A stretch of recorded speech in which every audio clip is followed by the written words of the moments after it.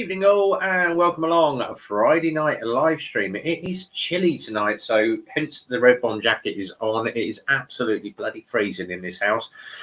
Or is it me just being absolutely tight and I can't be bothered to put the heating on? So as we all say, welcome along to the Friday night live stream. Good to see you all here. Crumbly's here, Andy's here, and Boating Biker Bird is here. Evening BBB, good to see you in the stream. Yeah, and yes, someone's mentioned to me earlier, he said, bloody hell, he said, you getting ready for Christmas? Yes, Santa Beard is on the way. So we're waiting for Andy to start his one next, but very much doubt if Andy will be growing himself a beard this year. Couple of quick things. Thank you to everybody. We've got a little private live chat that goes on WhatsApp. So thank you for all the comments today. Yes, I did have a little bit of a dicky night last night.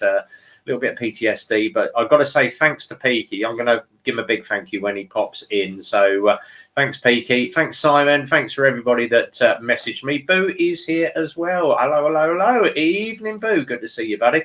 I would say the StreamYard link is up. If you missed the StreamYard link the first time round, it is up in the side chat. Feel free to click on that, get your camera up, get your mic up, grab yourself a beer.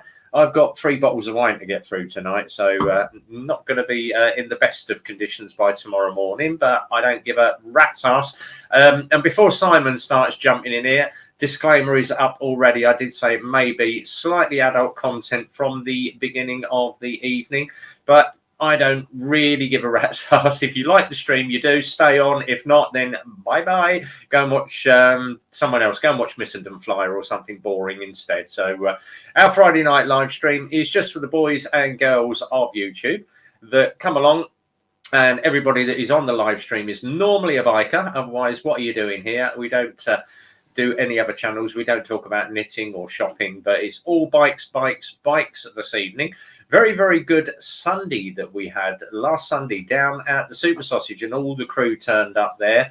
2-hour wait to get yourself a cup of tea, but Super Sausage is still going well, and must say a big get well soon to Jim Diesel. He's done a little hospital video. If you go and watch my video or Simon's video, we've both done a little all the best, Jim, to him, but there is a link to how Jim Diesel is doing, or you can just go and search Jim Diesel's channel, hence why there has been no Finally Friday for absolutely ages. So few people in the room. We have now 11 people and only 1 thumbs up. So if you haven't clicked the thumbs up on the channel tonight, give it a thumbs up. It would be much appreciated. Go and jump in on that. I'm not even going to bother. I normally do something about MCN, but MCN is getting a bit like the Missenden Flyer. It's getting boring. It's getting sponsored ads all over it. And it seems to be that the majority of the people that are advertising on MCN are the big bike suppliers. Oh, try our bike out. We'll give you so much to try a bike out. I may be wrong, but it seems to be all sponsored ads and just plug to push their own product through. So thank you very much, Andy. He's just upped on the channel. So if you haven't put your thumbs up, do that. As I say to everybody that comes in, if you haven't been on our live streams before, all these guys in the side chat, type them in YouTube. You will find their channel. Andy does some really good BMW 1250 videos. And I did mention Andy in my last 2 videos. So gave Andy a little bit of a plug on that. He's had issues with his GSA, but he's doing all right now. The bike is going good, but Andy's not that bothered about that because he's got himself a 1300. He's got his eyes on the new 1300 when it comes out. So I'll let Andy tell us all about that. Peaky's just jumped in the room. Evening, Pete. You just grabbing a beer. I'll be on in about 5. You lot okay? Yes, we are all good, buddy. Thanks to that call earlier. Did well. I actually jumped on a bike and went out and had a little bit of wind therapy, even though it was absolutely bloody freezing out there. But had a bit of fun out on that, and we took the CB out. So CBF took that out, little run around Milton Keynes, and it was out for about 20 minutes, half an hour on that. So just a bit of wind therapy, and it's helped me through the day. So. And he's got the 1300 next year, so he's got his name down for one. I don't blame you, mate. I did have a look at the spec on that, and it looks very, very good. So, you know, hopefully it should be a nice ride. Loads of people have been saying different things. Rhythmic's bike is still not well. It's still clicking, whether it's the high heels tapping on the floor, I don't know. But he did say that he had clicking coming from the back of the bike. Should have bought a Kawasaki. Don't have problems with a Kawasaki. Or if you want zero problems, get yourself a BMW. They never have any problems apart from a little bit of a vibration at the back. But that's normally caused by the passengers. The only whining that comes from the back of my bike is normally the pillion. He's heavy up, put oil on it. That's it, exactly. So hi to everybody that's come in tonight. So yeah, we're going to have a little bit of fun when everybody gets in the room. Peaky will be here in a minute. Andy, if you want to jump in on it, mate. I don't know what you're up to, whether you're at work or sat watching on a phone, but quite welcome to jump in. If anybody else wants to jump on camera, come and join us in the live stream. It's just a little bit of fun on a Friday night. Simon will be here a little while as well. He's just sorting the missus out. Yeah, all right, speak for yourself. Shall I say looking after the wife? But yeah, if you want to come and jump in one more time, just in case Peaky missed it. There we go, buddy. It is up on the side. StreamYard link is there, as Andy said. Well, yeah. Gareth's here as well. Evening, Gareth. As I did say, we took the blue and silver Harley out. I got the name wrong, didn't I? I went and called it a street glide. It's not. It's a oh God, I can't even remember what it is now. Dynaglide or whatever. Super Glide. There we go. Super Glide. All these different Harley names. I can never remember who, where, or what they are. But we've got a couple of Harleys in. But we had a good bit of fun. I had a good bit of fun out on that Harley. I was grinning from ear to ear like a Cheshire cat and laughing all the way riding that Harley. It's just absolutely beautiful. But a few more bites coming in next week. And I'm going to bring this man in on the stream because thank you very much, buddy. Much appreciated today. Really was a good help. Yeah, brilliant. I'm all good now. So sound. That's all good. As long as you're okay, you know what I mean? Yeah. And on the way home, I thought, right, I'll pop in the shop and get myself a bottle of the old Casolo del Diablo, wine from the devil's cellar, as they say. One of our customers was there. He said, "Oh, how are you getting on?" I'm like, "Yeah. Well, doing good." I said, "I had a little bit of a flappy night." I said, "But it's just PTSD." And he went, "I've got a really good group that you can join." He said, "They're on Facebook. They're a bit like the Samaritans." He said, "If you have a problem," he said, "you pick the phone up, talk to people that have been there, done it, had the T-shirt." And I went, "Oh, really?" He said, "Yeah, they're called PTSD Revelations or something." He said, "But it's a self-help group." He said, "I will send you the link on WhatsApp because he's got my number." And I said, "Oh, I didn't realise that you were ex-forces." And he peeled his jacket back. He was a Grenadier Guard. Nice. Yeah. So he said, if you need to chat, mate, he said, "I'm just literally 2 streets away from you." He said, "Pick the phone up, give me a call." So I ain't got your number. He said, "You've got it on the garage database. Just give us a call." And I'm like, "Oh, cheers, mate."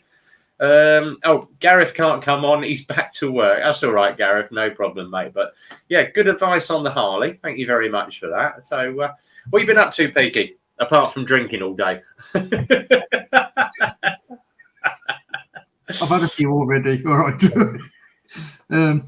I'll finish early on a Friday. So I'll finish at 12 on a Friday. So in the afternoons, if I don't get out on the bike, I end up just getting in the garage. We've just had a really busy week at work. We're on this UK standby battalion now, so it's all to do with basically. So if there's any floods or anything within the country, then it's our lot that are going to be doing it. So we've got to basically plan for every eventuality. So I have the kit ready to go when they want, if they do get called out to a flood somewhere, they've got to have the kit ready to go. So it's just a lot of faffing about, to be honest. Moving kit about, like you say, it's just it's just one of them. You know what I mean? You've got anybody been in the forces, it's just you have them days where it's just a logistical nightmare. Yeah. So you just end up moving stuff from there to there, and then at the end of the day, you put it back and switched everything back, and it's back where it was. But exactly. Is what it is at the moment. Yeah, but yeah, Call was much appreciated. And someone else that picked the phone up to me, he said, well, you should have called me. You should have called me. Call me in the middle of the night. This guy is as honest as they come. If you have a problem, this guy is always there. When Zed had his little issue, this guy turned his chair and you could hear him on the phone. And then I went, I could hear you. And he's like, muted it. But Simon is always there for absolutely everybody. Evening, buddy. I thought you was in someone else's it then. I thought somebody else was it. Sorry. Yeah, no, you're welcome. It's what you do. It's what you do. That's Where's what your? I was going to ask where's your hat and your moustache? I'm sorry. Yeah, moustache. Fuck off, you ginger twat. That's all right. I got the disclaimer up already. Yeah, I did notice that on my way in. I thought he knows I'm coming. Yeah, definitely. Yeah. You've been all right there, Simon? Like I say, you know, when you said this morning that you had a bit of a rough night, like you say, it's just sometimes it's nice to speak to somebody that you've not spoke to, kind of thing. But like I say, mate, anytime you need to have a chat. Like I say, big well done to your little girl and her work on the computer. She's a bit of a whiz, isn't she? I'm sending all my video up there and she can edit it for me. I can't fucking stand editing. Honestly, mate, I run her through it, literally, about a 10-minute little explanation how you do things, and off she went. She was like, can we go in the garage and do a video? I was like, yeah, come on then. Did a little 5-minute video for her, and I was like, right, there you go. That's how you edit it. You know kind of what you want to do, put your smiley faces on and this, that, and the other. I went, and I just left her. I completely just left her. And she done, apart from the first little bit, I helped her with to try and explain how to do transitions and stuff like that. I stopped there and I was like, you can fill your boots now. And she was wicked. You're honestly, it was really good. So, but, she wants her own channel. Simon, just watch you scaring the living daylights out of Rignick. I'll tell you what, he says he will never ever pillion with me again. But I'll tell you what, I will never ever pillion him again. He is one of the worst pillions I've ever had on the back of my bike. It's got to be said. Sorry, Mick. It's got to be said, but you were. So.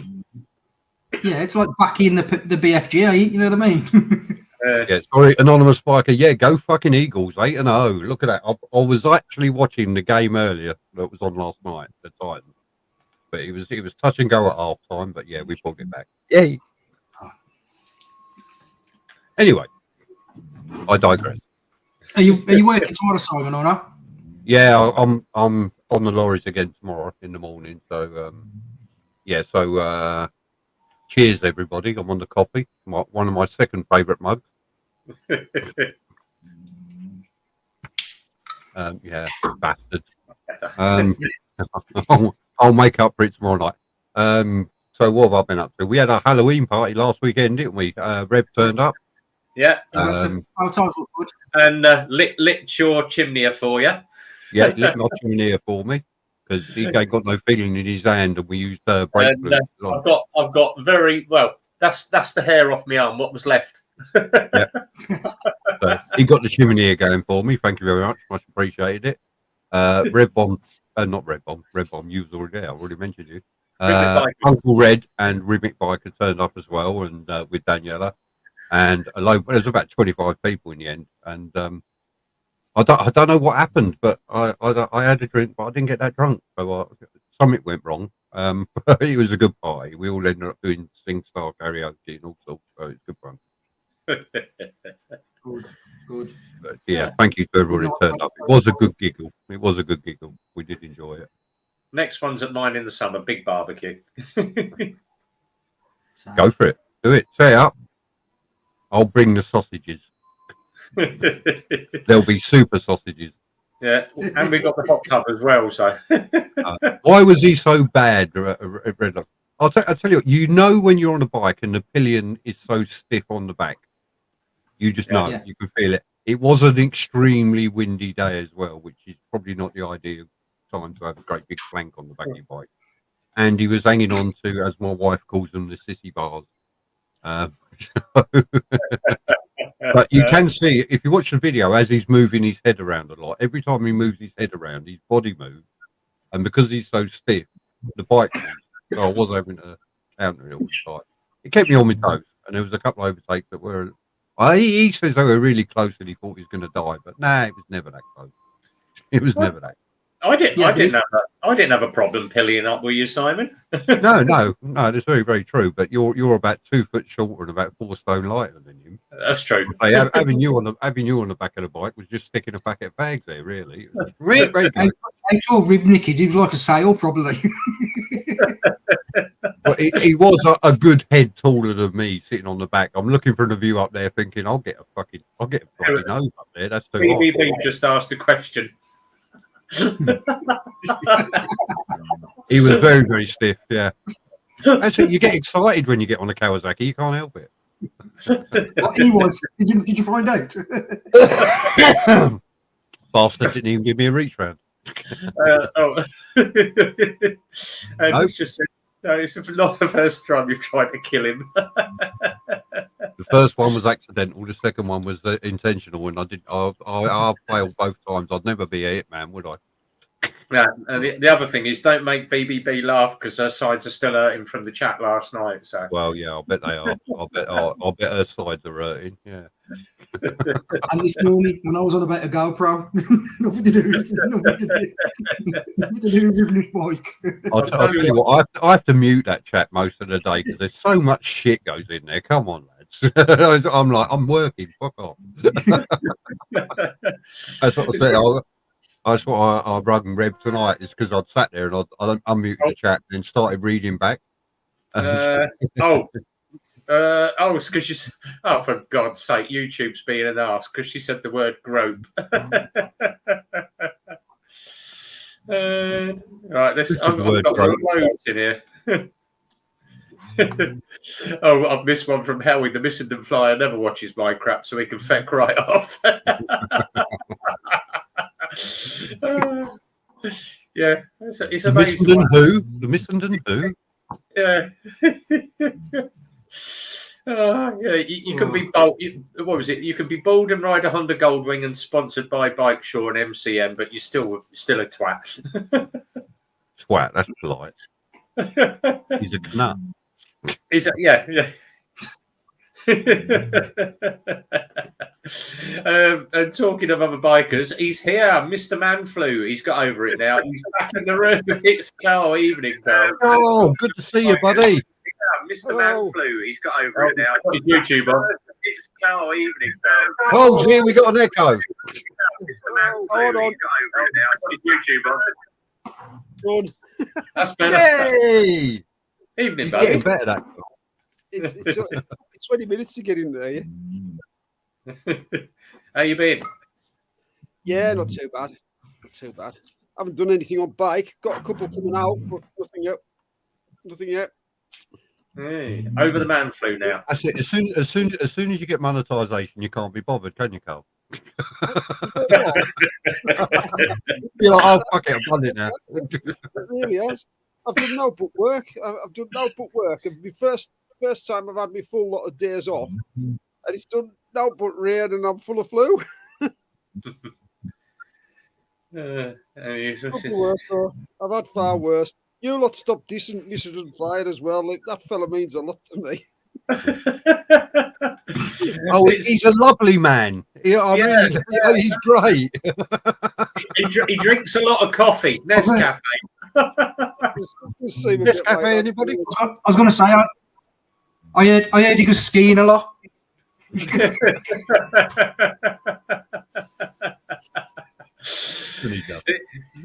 I actually met him at the bike show and he was all right, but it was what got told to me. He popped into the Super Sausage with Henry Cole or some big blogger or something, and a couple of bikers had popped in. They, oh, you're blah blah blah. Yeah. All right. Are you Missenden Flyer? And he went, do you mind? I'm eating.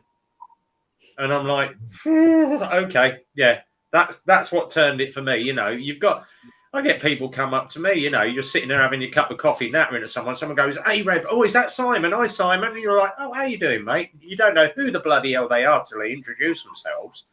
But you always make time for your subs. Yeah, it does seem to come over like that, doesn't he? Mm. So the thing I have, he's always going to, you can't say he's always going to be there for me or something like that, but I'm always going to think of him because he actually got me into YouTube and vlogging and that. When I had my heart attack and I was lying in hospital, he was, I sort of like, because of the severity of it, I was in hospital for a long time.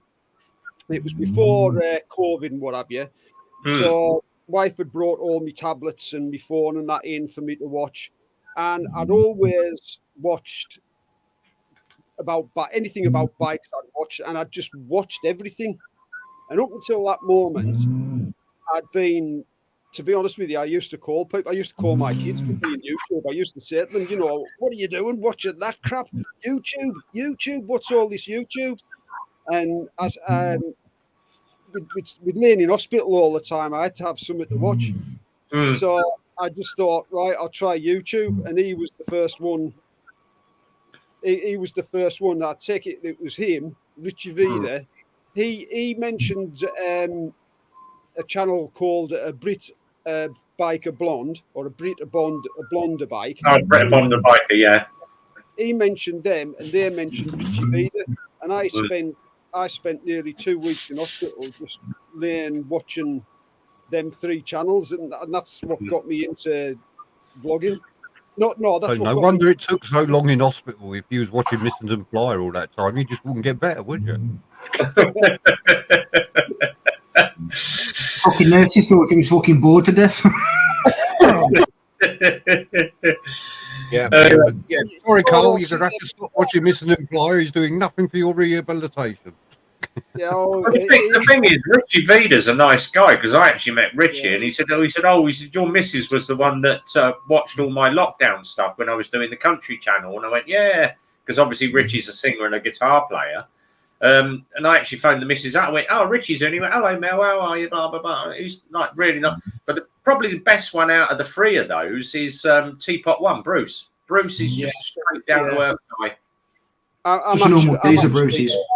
Don't think he's nothing special. Don't act like it's anything special. Yeah, I'm actually a Patreon of his, Bruce. Part of the clan. Fucking dog of yours, Peaky. That's all I can hear in the background is it snoring. He's got a fucking back puss, swear to God. That's all he does. He's been asleep since about 3 o'clock. I must have sensitive ears because I can hear your dog fucking snoring. I can still hear his van whining in the background. Oh, hang on. Let me move the mic. That's better. That's fine. There we go. Get rid of Henry. Tell you what, Peaky, I loved your nod video. I can't stop my dog snoring. That was a good video. That. Did you hear that? Oh, I loved your nod video. That was a good video. That and Peaky. No. I loved that. That was a good video. That. Yeah. The biker nod, yeah. Like I say, it's just one of them. I think reading between the lines of each individual, you kind of, it's almost like an area thing as well, by the sounds of it. So if you live in an area that's heavily populated with bikers, you don't get many nods back by the looks of it. Like where I live, I get some that do, some that don't, but a lot of the kids don't these days, by the looks of it. They're more on these sports bikes and all the rest of it. And you know what I mean? None of them nod. But I don't know if it was just one of them. I just don't know whether it was whether we did it or not anymore, to be honest. Because when a couple of months ago, every biker that goes past gives you the dab. You get more of a response if you do that.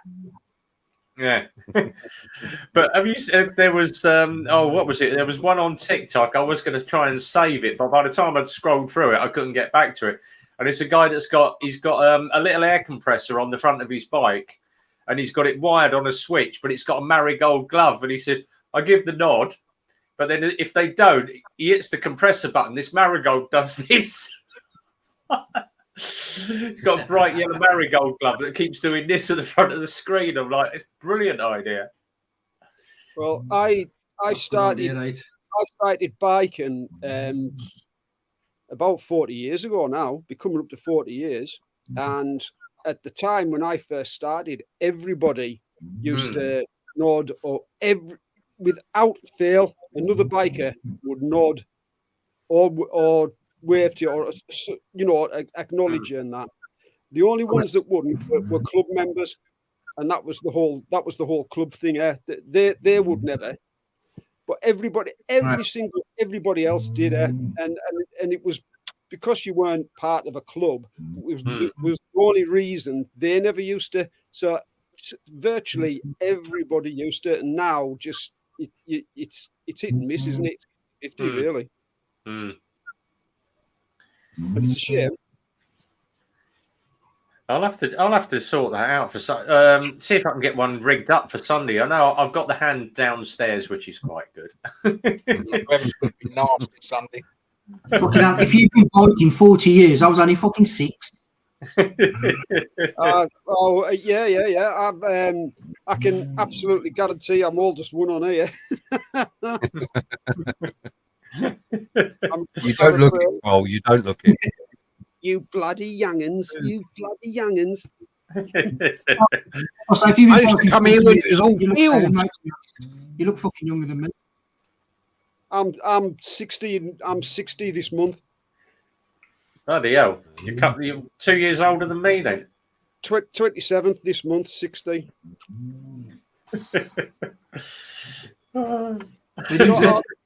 Stu, I'm all right. How's things? Oh, Yeah, yeah, that's cool. That's cool. Yeah, spot on. I've just finished. My last video. It's going up tomorrow. Andy, you need to watch that. It's a shout out to you because I got your stickers, and yours went up. I did it about. I haven't done yours yet, Stu, because I did Andy's about a week ago. So You need to post me some of your stickers. sorry, I need some of your stickers.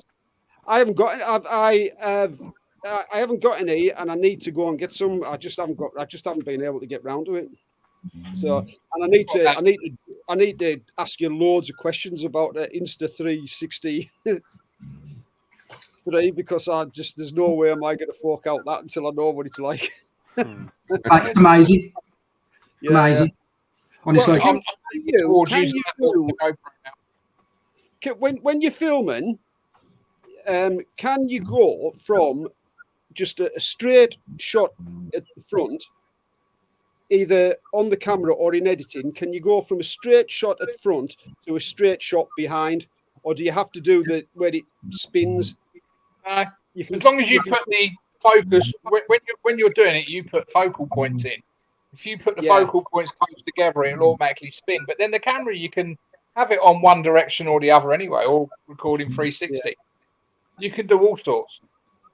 I mean, you can if you want as well. Edit it so it's once you've got the 360. Obviously, it's just like anything. You just slap it together, so it transitions from going forward to looking back, kind of thing. But because it's on the 360, it's there's not much of a transition, if that makes sense. It's a bit more smoother. It's so quick. So I've got a GoPro on my handlebars looking at me, and I've got a GoPro on my helmet looking forward. So I can chop and change between them two angles, can't I? Yeah. Can you do that with the 360? Yeah, you just literally put your focal points in, so you could be facing forward. Put your focal point in on yourself. What I do is I pause it and then put the focal point in on me, and then you can, and then you'll get it closer together. You put focal points in. Yeah. And the battery lasts longer. You're only dealing with one camera, although you've got to edit it on the 360 stuff.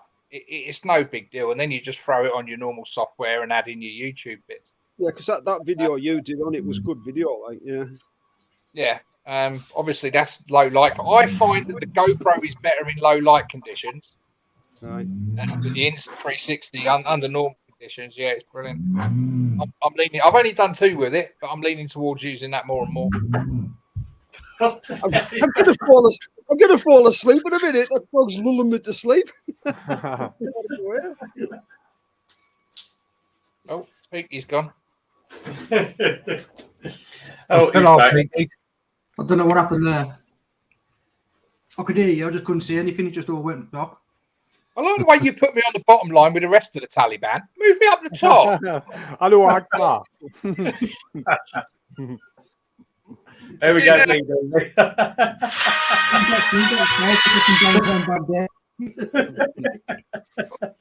That was one of my Halloween props that was in the window. Don't be like that. That was attached to your seat a minute ago. Peaky, do you get your Quick, check pop-out under the chat fingernail. sorted? It's still Check brown at under the the end. fingernail for sweet corn. Go on, quick. Cheers, Howard. You can do 2 edits forward and back, flip between the 2. There we go. Cheers, man. Have to be How you conscious. feeling now, Zed? You better have your man flu. That's all right. It never actually came to anything. I kind of, that way where you can feel it in your throat. I got it all up in my sinuses as well, and usually when I start to feel that, it comes on and it's quite heavy. But it stayed like that for maybe about 3 or 4 days, and then just subsided. I was quite pleased that it has, because I was like, I kind of expected it to turn bad, because I haven't had it like all the way through COVID and whatever. I haven't even had COVID, so like even though the wife works in the hospital, she's had it, the kids have had it, but I never got it, and I haven't had a cold or whatever since. So this is the first time that something had sort of caught me, and I thought, oh, this is it, this will be me, but no, it never came to anything. Sound. Looks you're all right. That's the main thing. Did you get your pop-up chat sorted? Yeah. No. Well, No. work. Nah. Not what is it? I'm just trying to do it now. If I'm being honest, I'm trying to skip between the 2. Don't waste it. People have it. Do you get on your iMac? Do you get the sort of taskbar at the bottom of your screen? Nah. The So pop-up, what I have to do now is, so if I want to see the chat now, I've got it up. I've got the chat up, I should say. So for me to get on, Ribs had it up. I know how you think. Fucking hell, Phil Collins, calm down. Right. So if I want to go on the chat now, I have to flick to another screen and have a look at the chat. Then I can see the chat then. Yeah. But then I have to go back to the StreamYard, the screen for the StreamYard link. Yep. If you actually go into the YouTube where it says top chat across the top, 3 little dots, and then you've got pop out chat. Just pop the chat out and drag it across to your StreamYard screen. Hold on then. Does that work the same on Apple as it does on PC? You got an Apple, haven't you, Speaky? Mine's a PC. Yeah. Mine's Apple. So let me go on to that. Hold on. You might get a bit of an echo now.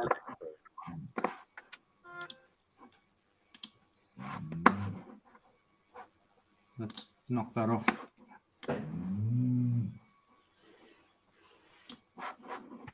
Nah, it's just two screens now. I've just got it's either one or the other. Fuck it.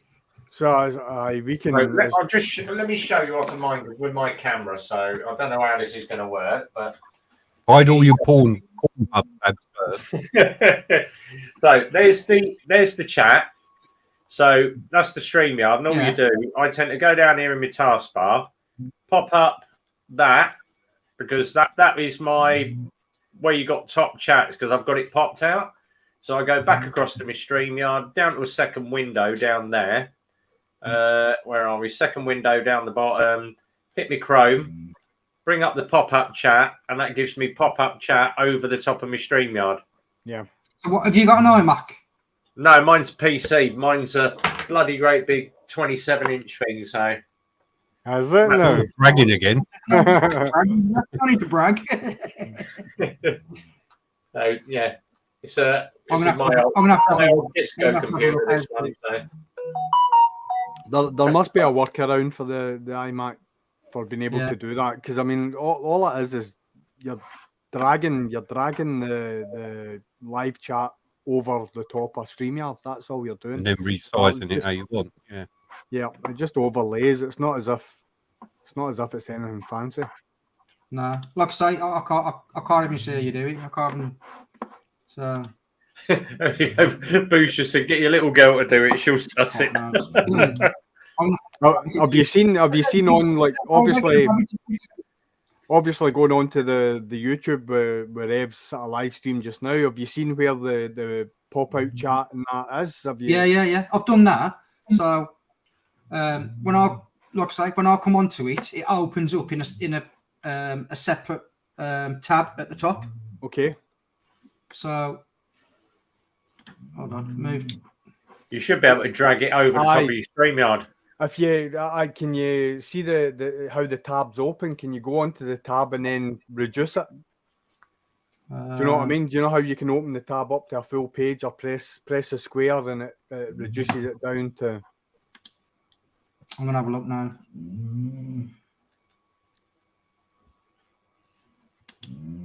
So it may be something that it's like you have to move it to the front or something like that with Apple. I don't know.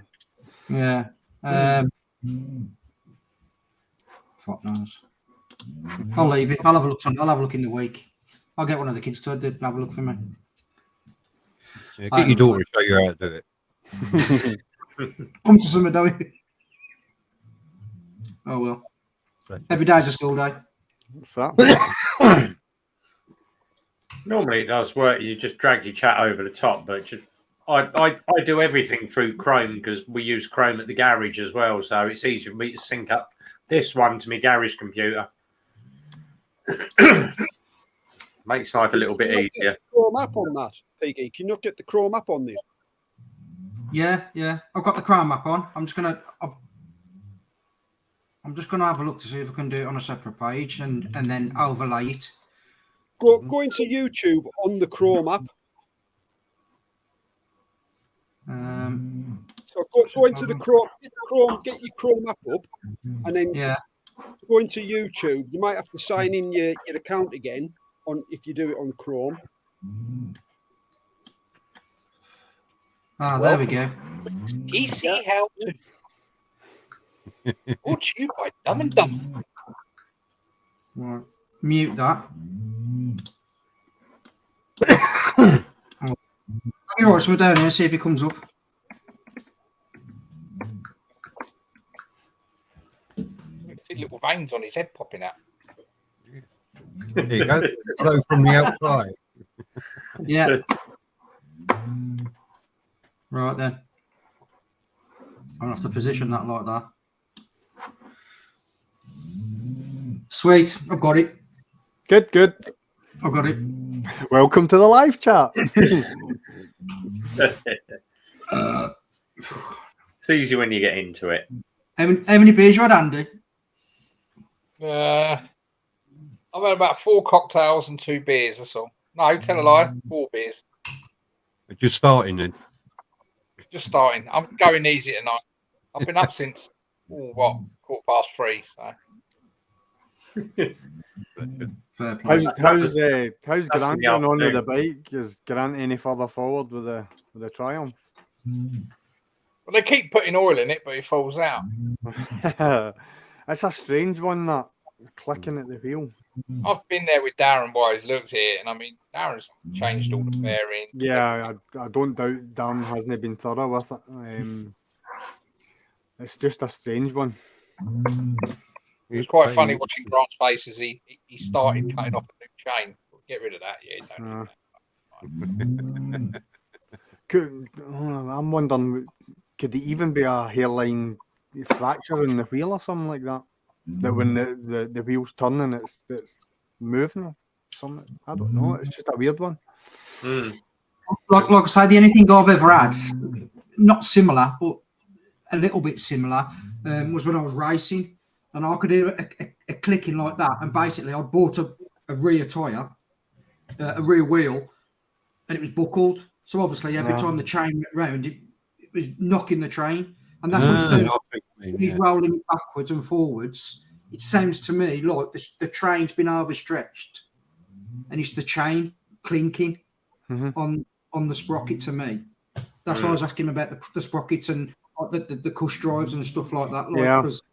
That's what you would probably have to put like a dial test indicator on the swing arm and put it onto the wheel to see whether the wheel's running straight.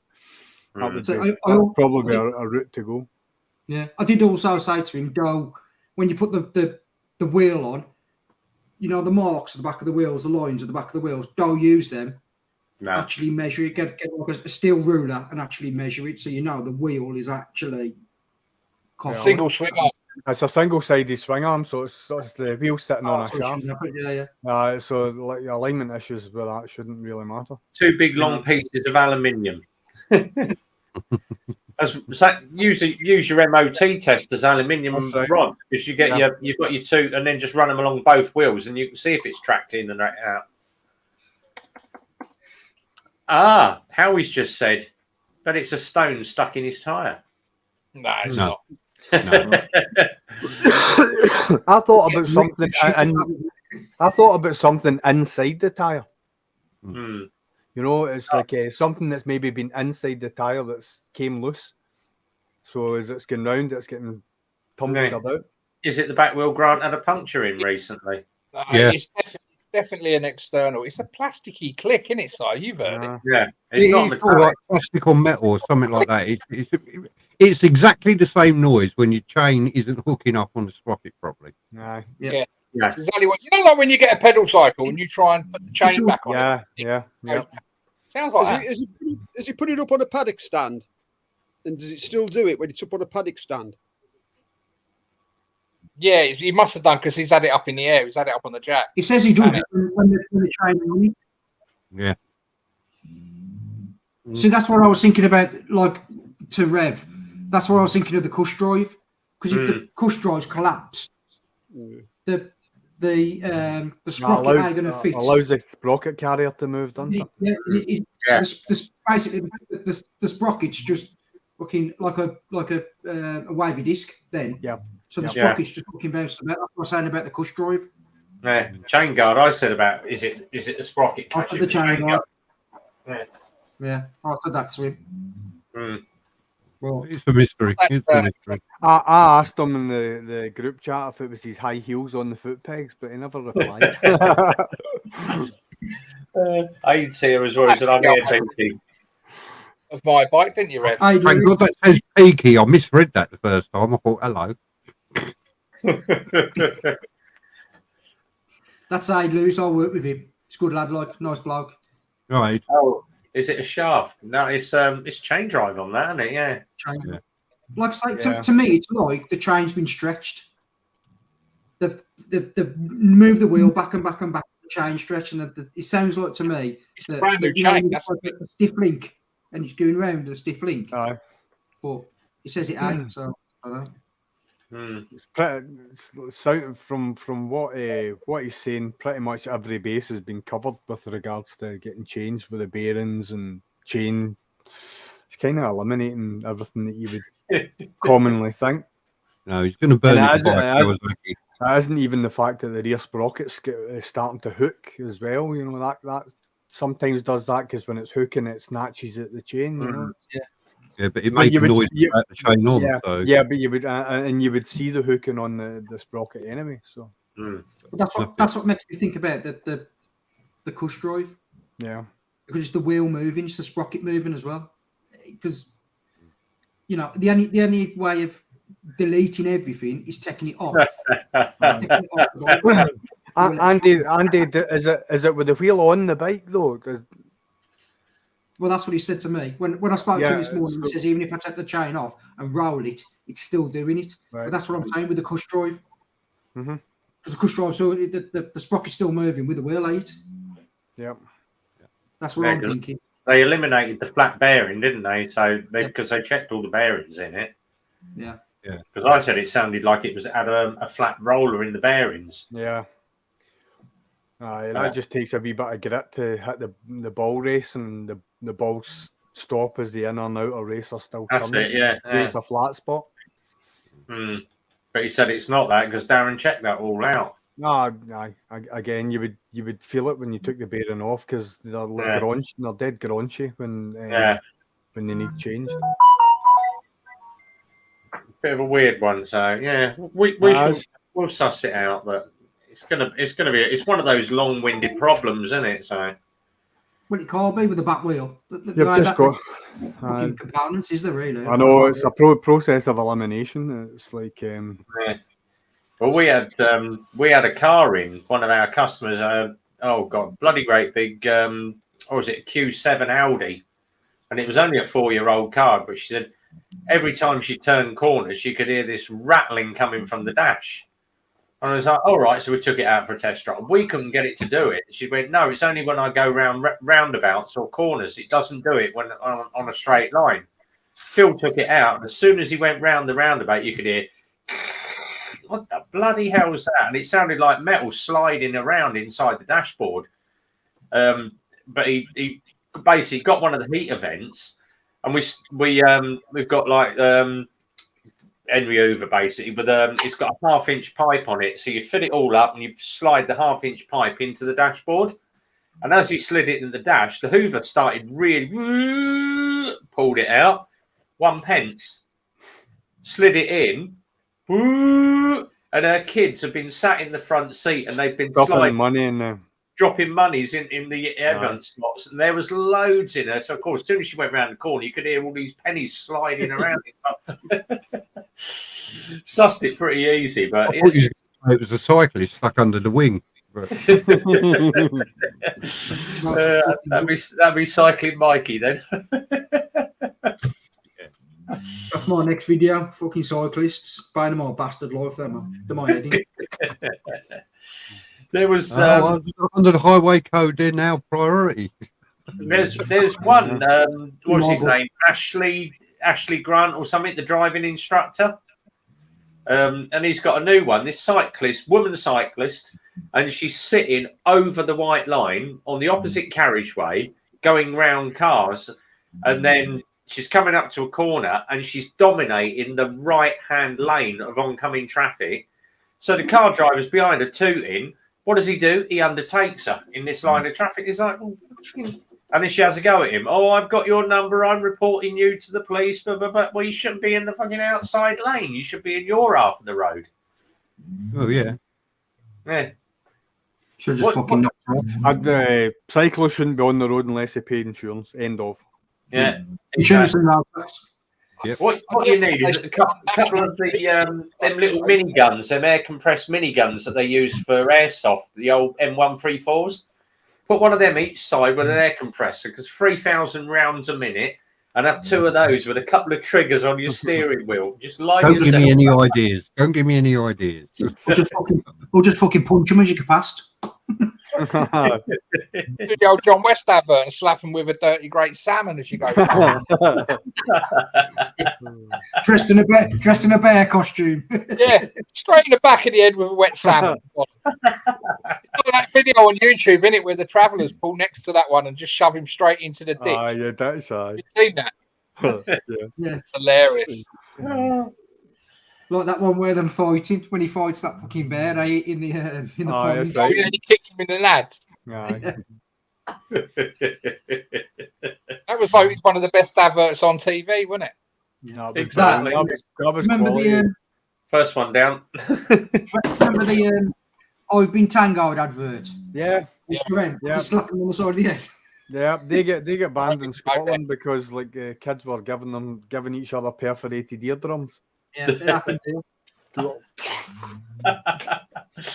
And there he goes. Let's do a rewind.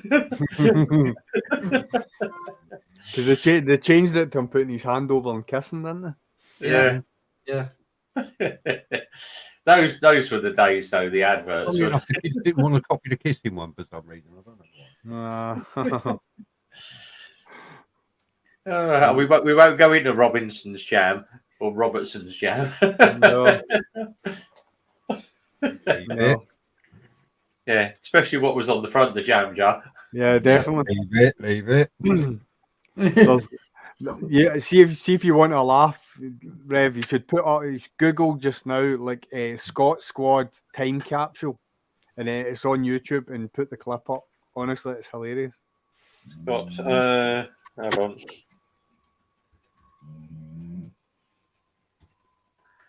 Dog snoring. It's hilarious. Is it? The chief opens a time capsule. Yeah.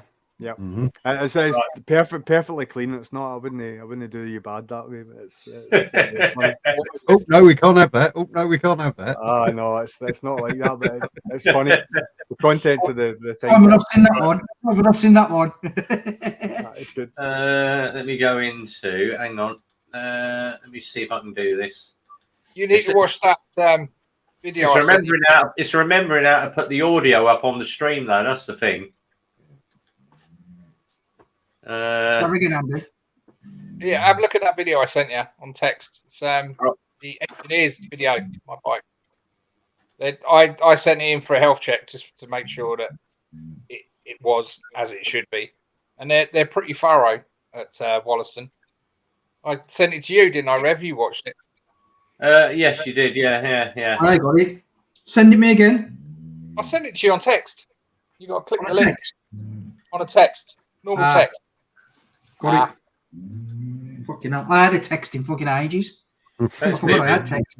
Involved in that, digging up a time capsule from the 1970s. Very much my era, you know, the sort of things, artifacts from the time, you know. Oh, I love it. I don't make them like they used to. One of the channels on the old cable or Sky TV there, they were showing some of the episodes of Alf Garnett, and they had to literally 90% was bleeped out.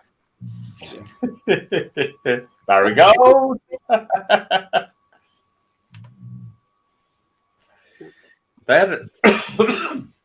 I was watching reruns of the Sweeney and Minder. God, yeah. Sweeney and Minder. Now, when they first came out, they used. I mean, when Sweeney first come out, that was even before my time. But when they did first come out, they were like nearly an hour long. Yeah. And you watch them now, and they're 25 minutes. It's cut to hell. They literally are. You can get them. I can't remember which streaming service it is. It's either Netflix or one of the main streaming services. You can get them on, and if you watch them, they're like 25 minutes long because just everything's cut out of them. You watch the Sweeney, there's no fights on it. There's no violence on it. I know. The Sweeney. I just don't think I think we should be. We're adult enough to be able to pick and choose what we want to watch. You know, it's like it's the nanny state, isn't it? It's like you can't see this, you can't see that. It's like all the Snowflakes. Yeah, well, it's like look at all the music artists as well that have had to sort of historically apologise for music they've brought out with certain lyrics in it. You're like, give us a break. Report, right? Oh, yeah.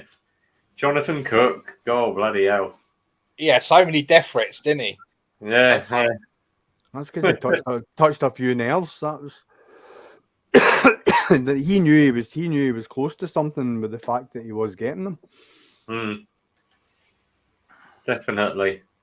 Donald McIntyre was like that as well. Nesbitt, funny as fuck. Yeah, Roger Cook, didn't he used to get punched a lot? Yeah, a lot. Yeah. Who was the guy that used to do it? He had the small land. I can't. And he used to set people up. Jeremy Beadle. Jeremy. Yeah. Oh God, yeah, he was just as bad. I'd come home and find half your roof missing. He was another one. Oh dear. I've got a joke about that, but I'm going to say it. 18 I can say it. He's monetization speed anyway. Just say it. I'll lose all my subscribers. Oh, Jeremy Beadle. He was a laugh actually because such small lands he'd make other things look big.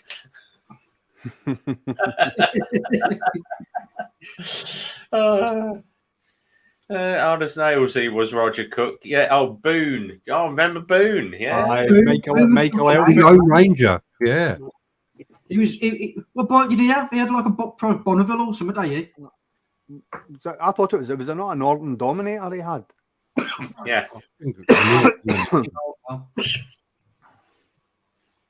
Oh, Who's what's with the name with him, wasn't he? Out of Neil Morrissey.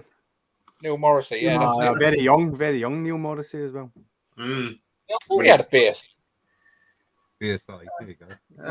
Was it? Exeter knows. BSA, there you go. Aye. BSA. I can still remember the theme tune. Oh, Kentucky Lone Ranger. Oh, he had black and gold 1972 Norton Commando Interstate.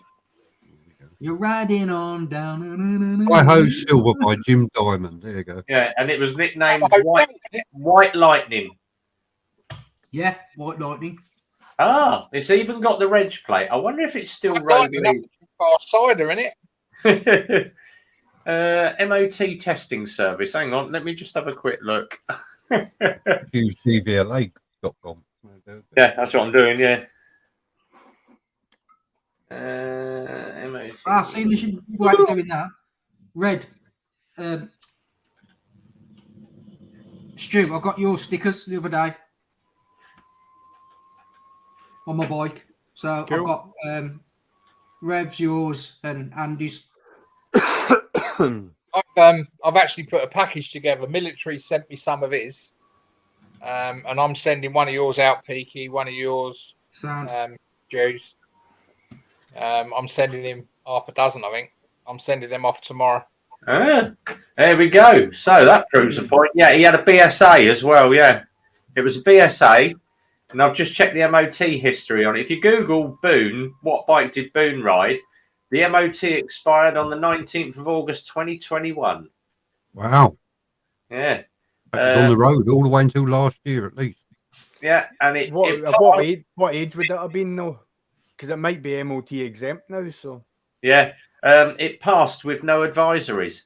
that's excellent, man. So it's obviously Obviously, didn't come at me for an MOT then.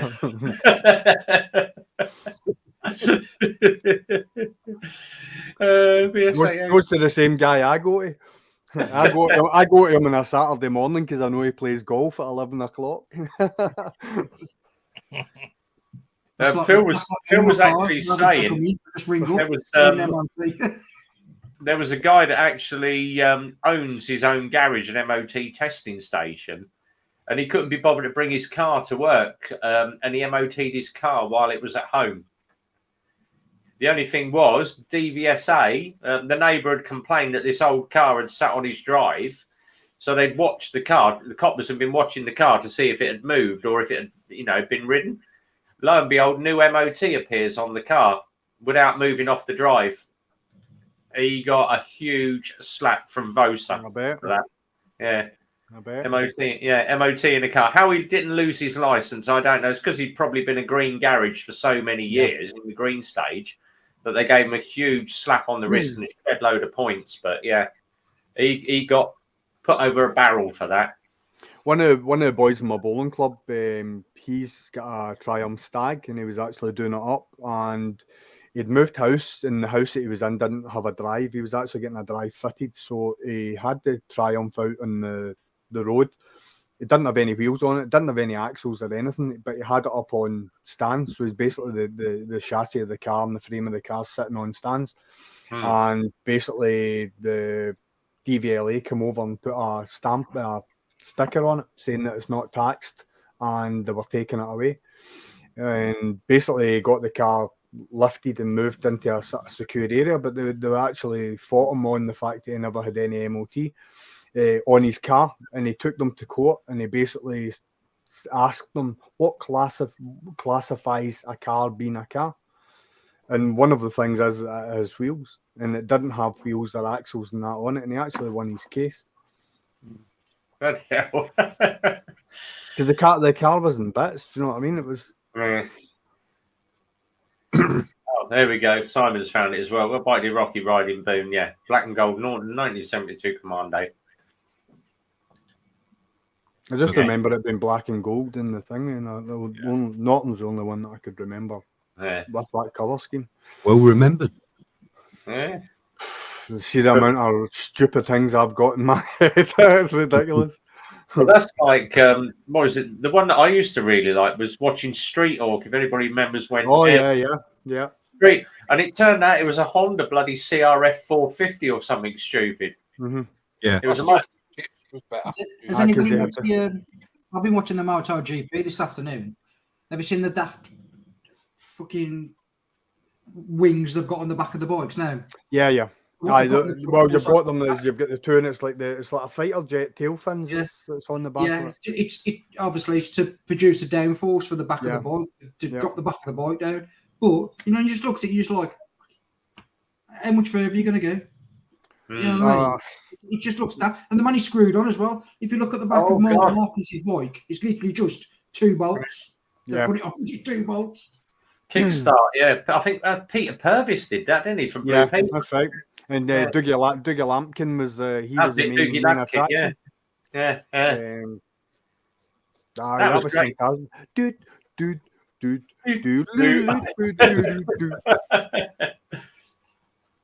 right, mate. I loved that. You're Loved right, that back in the day. You having a moment there? I wonder if there's any of that. Hold on. Have you ever seen Tony? Is it Tony Bauer? His name is. He's a trial bike rider for Honda, and if you've ever seen any of his stuff, see some of the stuff, the transitions that he can do from boulder to boulder. You're like, how's that guy got that amount of control on a bike? It's just ridiculous. My mate who lives in Milton Keynes, Marcus. He does the trial riding, or whatever it is. He does that. There's a you lads probably know where it is, but that's what he does. He does all that boulder to boulder and all.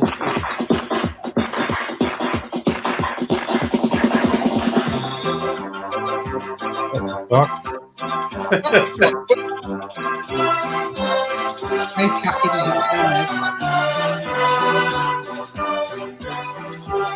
Kickstart, Jesus Christ. Like, you couldn't get away with that now in this day and age, could you? Letting fucking 8-year-old kids ride a motorbike across a fucking bridge. Do you know what I mean? Jumping into that and a skip on a bull taco, yeah, exactly. Yeah, he wouldn't get that. Oh no, health and safety. No, they've got to have a paddock skip.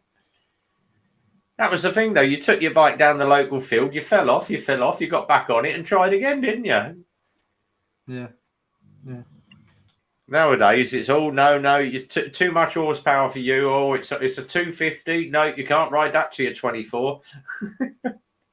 How the hell did we ever get away with it as teenagers? It's just madness, ain't nowadays. Yeah.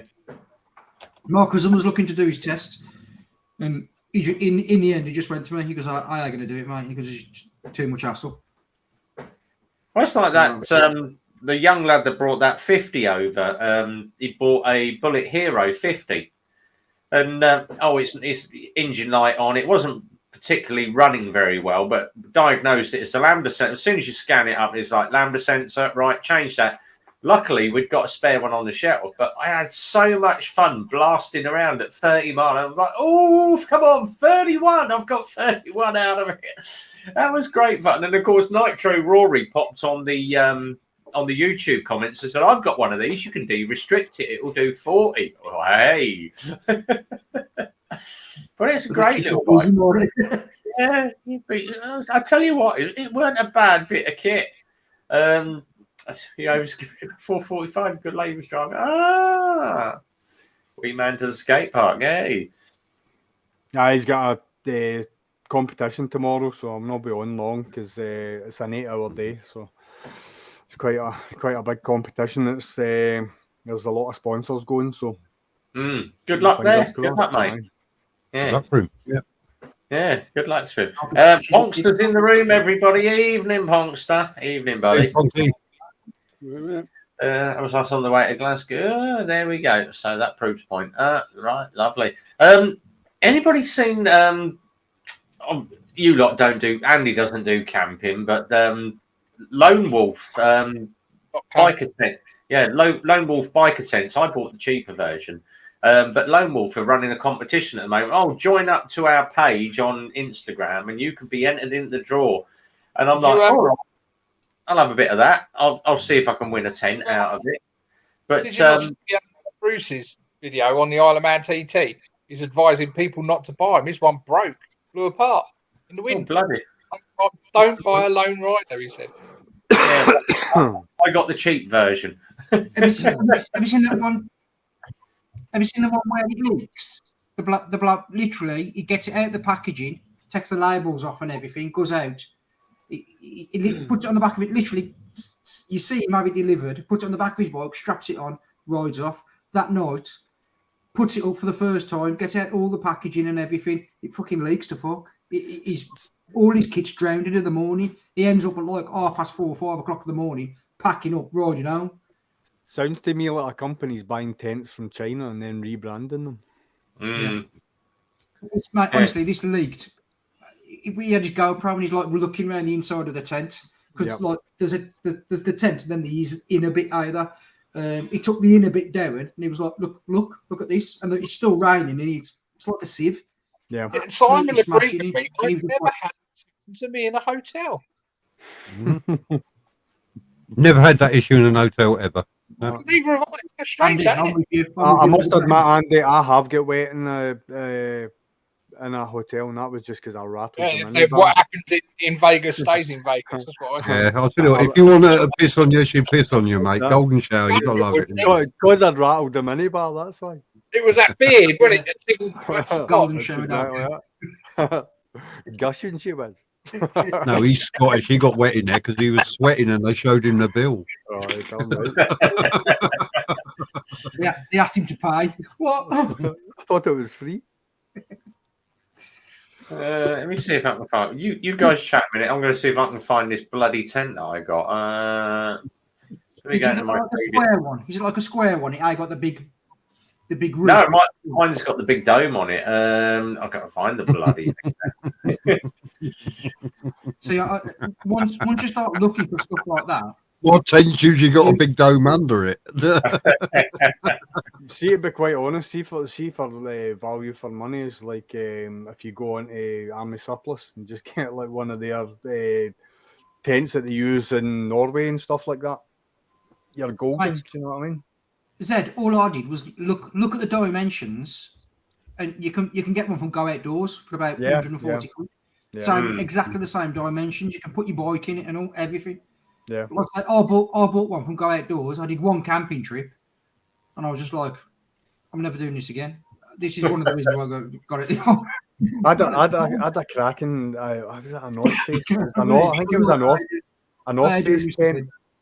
I had a North Face tent, and it was a cracker. It was like a wee butterfly tent, 2-man, and sitting first thing in the morning. Opened the sort of front end of it. So I'm sitting in the porch, and I've got the camping stove, and I'm heating up some water for a brew and that. And I'm thinking, this is the life. The day's just starting to wake up.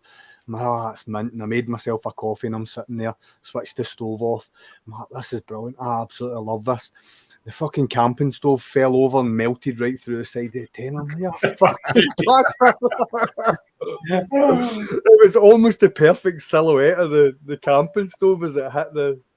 Just not. No, I've never had the wall of my hotel room melt. Never. What you should do, put the bike in the tent outside the hotel you're staying in, so your bike stays dry while you're in your hotel. That's a brilliant idea. I like that. Yeah. Perfect. Kayam, that's the name of it. Yeah, Kayam Biker Plus, it's called. Mate, honestly, I literally wrote. I left the tent there. I don't even pack the tent up. You've not given the full name of that tent, have you? You've not given the full name of it, Kayam. Yeah, how we should have said Kayam's a good. Because I am a twat. Yeah. Evening, Port.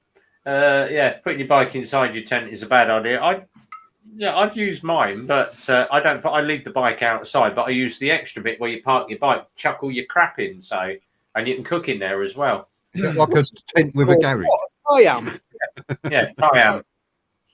So the fella that he liked it so much, he bought the company. Oh, I am. Yeah. Oh dear. You know what I should do is I should get Simon and Andy, you should come bivouacking on Exmoor Common for 2 weeks, and then you'd love being in a tent. No, fuck off. I'll go bivouacking when there's an adjacent hotel. How's that? At 2 weeks, I would stoop to low as to go glamping, but maybe only for one night. Yeah. But We then, did glamping. We've actually did glamping. We did. It was very, very nice. And I tried to burn the place down. Yeah. Well, at least you got rid of 50 quid's worth of exotic candles for the guy. That's the main thing. They were just clutter anyway. That was his fucking Everyone massage else, candle. a wooden stove, a wood burning stove, okay, which Simon eventually gets a light, but forgets to take all the fucking candles off the top that they had a display of. Melted the lot. Funny as Fucking fuck. smelled lovely, that did. You just smell very nice. weren't you? You what, Carl? I said it was just waterproofing it for him. Yeah, there you go. Waterproofing the fire. just Yeah. a bit of wax on it, yeah. He was being Mr. Miyagi, wax on, wax off. Oh, Crazy Legs is here. Evening, Crazy. Good to see you, buddy. Let me check this stream out one more time if anybody wants to come and jump in on the live stream. Talking about All the Right, boys are here. I've got to shoot. I've got to shoot off because I was looking after the wife earlier. I'll go back and carry on looking after her because she's actually trapped her sciatic nerve, so she can't do a lot. oh man, And I'm Oh. having to help her do the housework, so that's like a whole hand of the broom. Go and give her a massage. I can just see you doing the S word like Freddie Mercury. Yeah. Yeah. Yeah. Break free. You're lucky Tracy didn't have her way because she wanted that costume for me for Halloween, and you would have all fucking seen it. And I said no way. Plus I'm working in the morning, so I'll say good night, guys. Have a good one.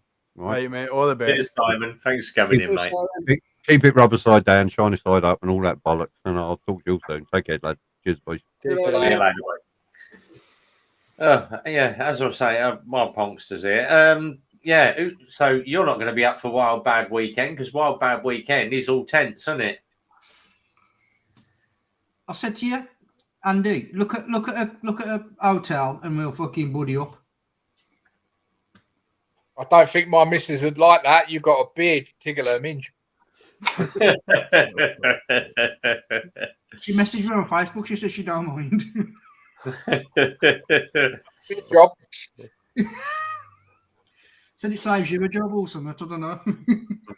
They've not released the tickets for that yet, anyway, have they? Tonight, November, 8 o'clock tomorrow the tickets. Yeah, tickets are tomorrow. 8 o'clock tonight. If you're part of his, If he's part of his group, but if not, it's tomorrow. Yeah. part of his little crew, you can get them tonight. Going in your stew? Yeah, I'm hoping to go down. Yep. If I go, it's going to rain all week. I think you have to get tickets quick, man, because if remember last year, He's got a bigger venue now, isn't he? He's opened it up to 500 Right. people. yeah, he had a lot last year though as well, and they all sold out in about 2 days, I think it was. I'm not. Nah, don't do tenting. I hate camping. Fuck that. There's a hotel a mile down the road. Yeah, but the idea is you've still got to travel there and back, and then you ain't. Yeah. Nah. It's one of those things. You know, you're either in. I thought, it'd be good catch up with the boys. Hang on a minute. Let's just- Lockwood, I think he's away down to the Lake District this weekend. To talk about Is he? incident that occurred yesterday Yeah. in the Santa Villa Sutton arrest. That's, We sent he's him what? to prison for 6.5 years for home Mate, invasion. that whole sky trip, even. I don't think we've got very good weather. I don't think we've got very good weather this weekend. You'll shoot a lot better and hopefully you'll Aye, see. aye. For us, like our weather's meant to be coming in. It was cold, but it was dry here today. But I think the It was weather turned. dry. for the weekend. I've been to Nottingham today, and it's been lovely and sunny all day. Yeah. Yeah, it's been nice in the Midlands today, but literally all week it's been like fucking biblical rain. I was Yeah. going to come and Yeah, meet you boys I was- Sunday. Southampton, Portsmouth yesterday, and that rained from when I left the depot at 4:30 till I got back to the depot at 2:30. Constantly rained. Yeah. we actually had the gritters out last night. But when I got up Sunday to come and meet you guys, mate, it was you know, and just like, I'm going to leave it till like 9 o'clock. Left it till about 9:30, and I was like, you know what? It's biblical. I can't even ride in that. Yeah. And as I come out of our street, because I live on a bit of a hill, mate, the water was just like cascading. It was like a river. Yeah. Coming out. You know, you just think, I am going to get my bike out. Never mind ride to meet you guys. And literally, it's been like that all week up until today. Today was the only day where it's rain today. It's been nice and sunny, which has been cold. Yeah. Well, they give rain here all weekend now, and then not drying up till Monday. And So then latter part of next week it's meant to be drying up a bit. Well, next weekend's supposed to be nice, thankfully, because it's Remembrance Day. So Friday and Saturday supposed to be nice. Supposed to be really nice next weekend. But yeah, you know, I want to come down and see you guys, but mate, I woke up Sunday at like about 6:30, 7:15, and it was honestly, mate, it was chucking it down. It rained all the way to the sausage. The funny thing was, obviously, But when but we Phil only said- had like a 40-minute ride, an hour and 40 minutes. because Phil said to me, he said, I'm not taking. He was going to bring the CB down. He said, I'll follow you in the Land Rover just in case it rains. It won't rain. It won't rain. I got just past the second roundabout on the dual carriageway. You can tell it's like whoosh, down it come. I got the sausage, and he went, "How was it?" I went, "I'm wet, but I'm having fun." But it was fun. It was a nice little ride, and it was good to catch up with everybody. Rain is rain, but like for you, Peaky, if you're riding for an hour and a half of it, you're going to be like, "Oh, really?" Like I say, even with wet here, you're still going to get wet. Yeah. Because even on a bike, you get, you know yourself, you get them patches on your, you know, your inner arms, your arms, your legs, where you're Yeah. sitting, the back of your knees. Have you got Gore-Tex gear? Are you wearing Gore-Tex? Army Gore-Tex, yeah. You shouldn't be getting Yeah, the yeah. damp patches. We Right, we I rid do, to honestly. Scotland for 7 hours Even of torrential rain, and we were bone dry when we got to the other end. Yeah, you've got Clim, yeah, or Climb, or whatever it's fucking called. Yeah, my jacket's a Clem, but the bottoms I bought, I've just bought some new Spada, and they're Gore-Tex. But Gore-Tex is guaranteed, and it's a lifetime guarantee. So if you're getting wet, send it back. I've got that BMW stuff, and Oh, there the you go, trousers that's what have got like Maybe loading on them. It's shit, mate. Honestly, I wouldn't recommend that. Apart from in the summer, I wouldn't recommend that to anybody. That BMW gear. Clem, hands down, I've never got wet. My Badlands suit, seriously, my mate bought one, and he laid in a fucking river, got up, and he was bone dry. So that's I'm looking at some Rucker stuff at the moment for Christmas. I'm going to buy myself some Rucker stuff. I think. What you want to do is get yourself one of them diving suits, the full rubber one. You won't get wet. Rucker's okay, but I find that their jackets are really short, and they ride up. I find Clem just fits me a lot better. I think what I'm going to do though is I'm going to go down to that Moto Legends, and I'm going to go and try some suits on because Well, if you're going to the NEC, they should have stalls there. Yeah, we're still all going down on that Sunday, yeah. Yeah, we're all up for the Sunday. I'm going up on the bike. I can't. I've got my COVID jab on the Saturday. So I won't be able to do it on the Sunday, and then I'm back to work on the Monday. So if I go, it'll be the following week on the Saturday. Yeah, we're doing the Sunday, so we're going up Sunday morning. I'm going up on the bike. Phil's going up on the Land Rover. He's taking Rebecca with him in the Land Rover, so we've got 2 more spaces in the Landy, and I've got room for a pillion on mine as well. So I think BBB's coming with us as well up on that one. So I think she's coming up with her other half by car or something, but don't know on that one. Triumph Gore-Tex Chico waterproof trousers from Amazon, bone dry. That BMW stuff I bought, honestly, crap. You can reactivate it if you wash it. You can recoat it and reactivate. But the Gore-Tex is a separate layer. It shouldn't leak. You should not get wet. Right, honestly, the Gore-Tex is on the inside of the jacket, so you zip your jacket on, the Gore-Tex inside, and then you put your BMW jacket over the top. Oh, okay. I was still Yeah, getting see, wet. ours is- Like, honestly, when we come back from France, when we did the D-Day landings a couple of weeks ago, in that torrential rain, mate, I got home. I swear to God, everything was wet. Everything. The water yeah, inch. your Gore-Tex has failed. You need to change it. It's a Yeah. lifetime guarantee on Gore-Tex. That's why it's so expensive. I have to look. But you should not be getting wet in Gore-Tex. I mean, it ain't Well, cheap. mate, I was fucking soaking. It's like somebody My fucking Batman- beat you in the fucking My rhythm. Batman's outfit is Gore-Tex Pro, and that's bonded. Okay, so the Gore-Tex is bonded to the textiles, and you shake it and it's bone dry. But that was about about 2,200 quid, that suit, top and bottom. Yeah. But my jacket's 600 and my trousers were 5, and they're fine. See, But that's what I was they looking at. last That rucker stuff that I've been looking at. So that's about $2,500 for the suit. Yeah, But the same as Clem, because you're paying for it. But I tell you what, you wouldn't beat it, and it lasts forever. you It's a don't lifetime. mind. If it fucking works, you don't mind, do you? I paid $1,000, well, 1,100 quid for that BMW suit, and it's fucking shit. Yeah. I mean, the bad stuff is covered by Clem. If you have an accident, they replace it free of charge. That's good. That's good. See, I've got some old RST adventure stuff, and it's got the old padded stuff on the inside, on your trousers and your jacket. Or something like that's fine. The only reason I bought I don't get wet in that, mate. If it rains in the summer, you stay dry, but you stay cool. If you're putting overproofs on, like the Oxford Rain Seal or something like that, and it's warm, you sweat something rotten. You're like a board. That's why. Because it's sealed, it ain't breathable.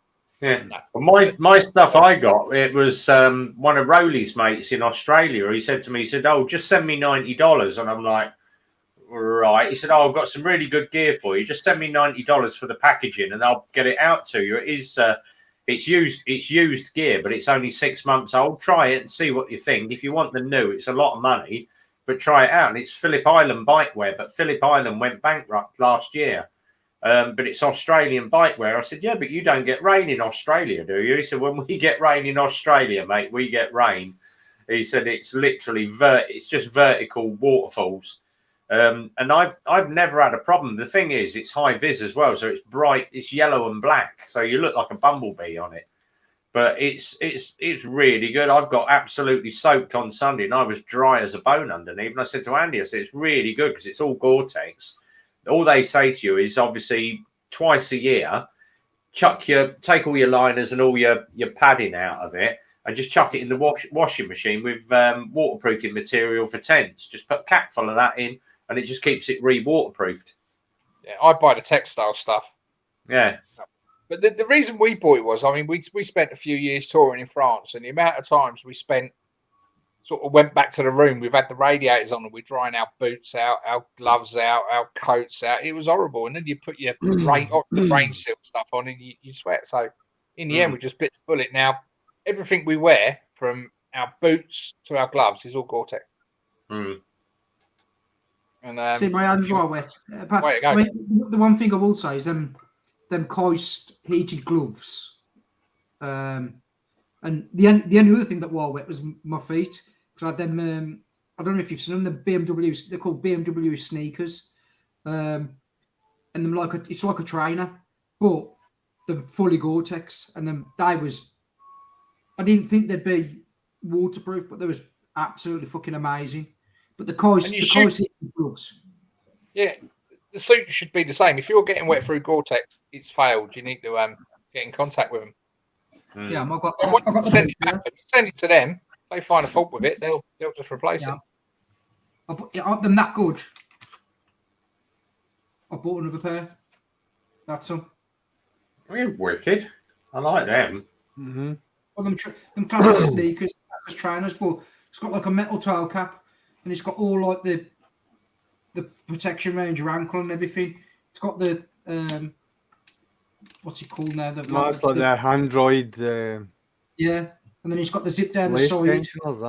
The zip down the side, and then it's got like a little waterproof membrane thing there. If you can see it, I don't know if you can see it or not. Aye. Yeah.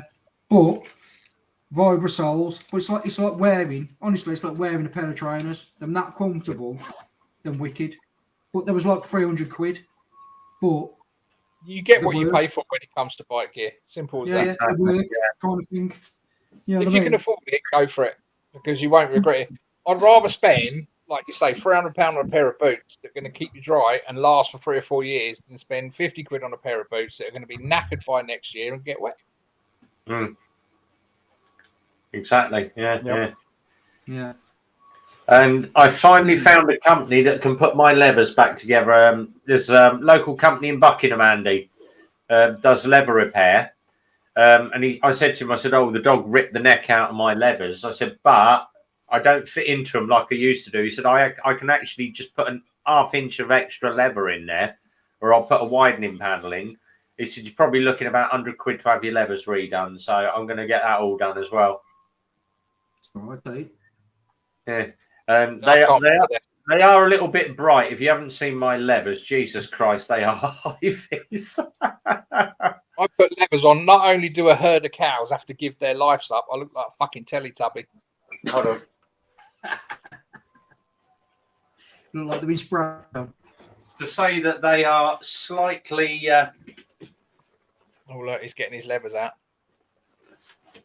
Oh, Mm. got that knife, boy. Tech Sport as well, so they're top of the range Tech Sport levers. Yeah, I didn't know they did them crotchless. Whole brass styling. Believe it or not, that is a 1994 edition set of levers. They did used to fit me. They did fit me. You need to make sure you know the hole at the bottom, that little round hole at the bottom like that. Yeah. You need to make sure that's covered up as well.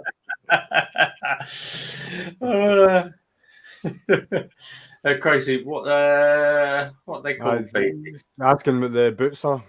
Boots Yeah. are called. They're just BMW boots, BMW Motorrad boots. If you go onto their website at Motorrad, they're on there. If you look in any of the shops or the BMW dealerships, they haven't got them at all. They won't even order them for you, so you have to order them off the website. But what I would say is, like I say, these are the second pair. The first pair I ordered, I'm a size 7, so I ordered a 7. You need an 8 if you want to go a size up, because they do come quite short on the front of the front of the tail cap. It does come quite short. So Jesus Christ, I need an 11. I need a 12. You know what they say about big feet? I have to have a 15. Lot of shoes. Big socks. Yeah. Yeah. Right, guys, I'm going to love you and leave you. Early start in the morning, so. Sounds that. Same here. I've been up Catching up. since 1:30 this morning. So yeah, obviously due to my issues, so I'm gonna have an early night with Mrs. B. So I'm gonna sign off in a while. Thanks to everybody that came in. Peaky, thank you so much for today. It's really appreciated. Thanks, Simon, as well. Stu, thanks for the text message, mate. Yeah. You know, everyone says, just deal with it. I had a few people that we chatted to today, and they went, oh, just put it away, put a happy face on and smile about it. I said, unless you've been there, and obviously this guy down here has been there, done it like me, had the t-shirt, and he's been a godsend today. So, Peaky, I can't thank you enough for what you did today, mate. It's really appreciated. Mate, that's what muckers are for, and Yeah. that goes out too. You got me to my happy place. So, you know, come 12 o'clock, I was like, I've been out on a bike. Yes, I've been out on a bike. I had some wind therapy. It worked. Anybody on that group, if you need a chat, if you've got any kind of mental health issues, or you just want to chat, you just fucking. It's not often that I have a wobble, but you know, it only happens a couple of times a year. I haven't had one for 18 months, and then just this morning it was just like I just couldn't go back to sleep. So I've been up since 1:30. So it's I'm near enough 24 hours awake now. In a couple of hours, so I'm gonna try and get a decent night. I should probably sleep like a log and sleep through my bloody alarm tomorrow. But thanks ever so much, guys. It really that WhatsApp group is an absolute godsend, and you know, the little bit running of band. my phone down and running my watch down at work. I was going to message Andy, send me porn, send me. I said my missus on right, try and mute it all or bloody come off it because I've got no watch battery at the end of the freaking day. It's like 112 messages, I think there was. Something like that. Say you're at fucking work. You can mute yourself off the chat for a certain amount of hours at a time, a day, even 24. Yeah. If you go up to Is the there a settings setting on there? Can you mute it for a month? You spend a week catching up with the chat.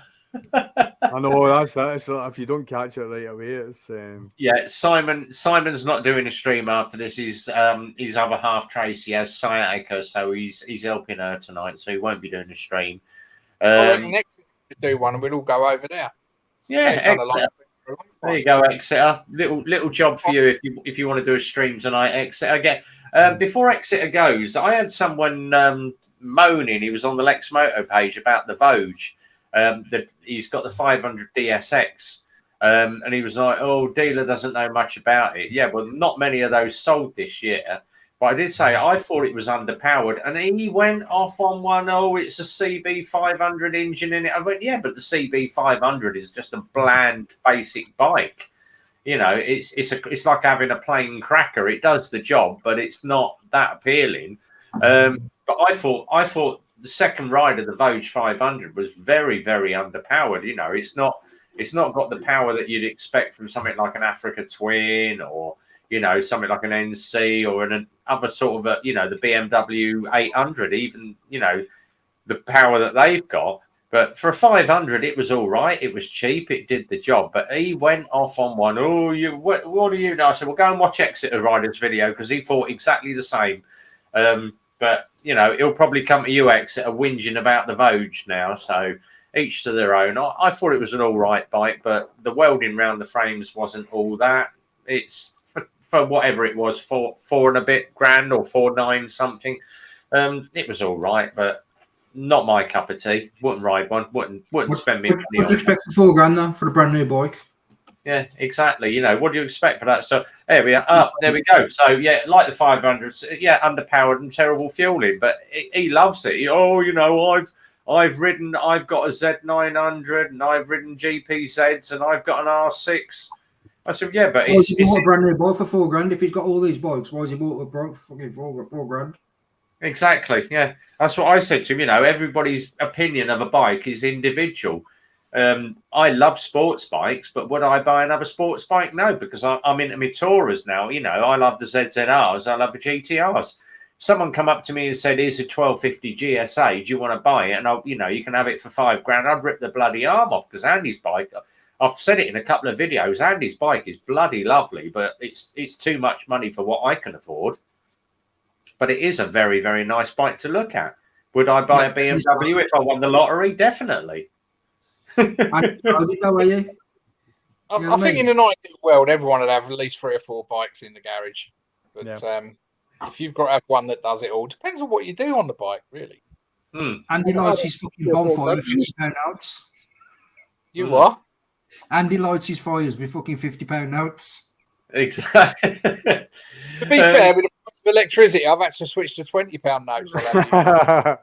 Yeah. And the other thing he said, you know, Vogue is, you know, it's a fantastic Chinese brand. Actually, mate, they're made in Indonesia. Get your facts right. And the company's based in Mauritius. And they started off as an outboard motor company. You know, they never did motorcycles until they went into the Chinese market. They used to be an outboard motor maker. So check your facts before you go and start slating reviewers on YouTube, mate. But thank you very much for the clicks. I think he's been on every single one of my videos and clicked the thumbs down because I've had nearly 200 thumbs down and it's one on every video. So I know who it is, but thank you very much. Why? Yeah, thank you very much for the clicks. Participation is great because it's made my YouTube channel jump massively. You got me to 3,000. Obviously, that's I know what cockwomble. I got a fucking life. That's what it is. Like I know it's helping you. Your channel is that dumb he doesn't understand he's helping your channel, but why do it? What is the point? It's one of my bugbears about YouTube, and I've said it, and I'm long and weary about saying it, as like anyone that gives a thumbs down, I feel should have to give a reason as to why they've done it, and that should be submitted and sent to you and used as quality control. And I would also say as well about people unsubbing to your channel. I've said that as well. It's like anyone unsubbing, I want to know why they're unsubbing. A lot of the time, I think it's YouTube purging your channel of sort of redundant sort of Google accounts, which is fair enough. But I mean, like I've been hovering on 425. I think I've hit 425 6 times now. You know what? I've hit 340 every week for the last week, and it's only the last 3 days it's actually stayed at 340. Yeah. See, I've lost 15 subs in a week. I've lost 15 subs in a week. You know what I mean? How can I go from having in 2 months? I went from like 300 to nearly 1,400 at one point. And now I'm down to like 1,200 now. You know, it just don't make fucking sense, really, because I just don't see how I'm. I don't see how I'm losing fucking subs. If that makes fucking sense, you should be gaining subs every month, really, not losing. You know, what I mean, you might drop 1 month and up another month or whatever, and it'll equal its way out. But so I get the notification because 425 is obviously like on TubeBuddy. It's like a milestone. So I actually, you know how like you can do the screenshot of the milestone, and I can't even remember what date the milestone was at. And what I've learned is I don't post milestones until I'm maybe about another 10-15 subs away from that. And I can't even find it now. It was that long ago, actually. So like, where is it? It's down here somewhere. It's well over a month. It's well over a month. All right, Chris, how you doing? How's it going, Zed? Not bad, pal. Is that bike in your front room? No. It's in my back room. You've got to keep the bike warm in the winter, haven't you? Aye. You can't have it out in the cold. The evening, Chris. Good to see you on the channel, mate. Welcome along. Gentlemen, it's good to see you. Good to join in. What you got there? CBR 1000. What's that? No, it's only a wee 600. I was about to say, is that the RR version going by the front of that? Nice. What he's got is one cylinder about bike. He's still got another one to get.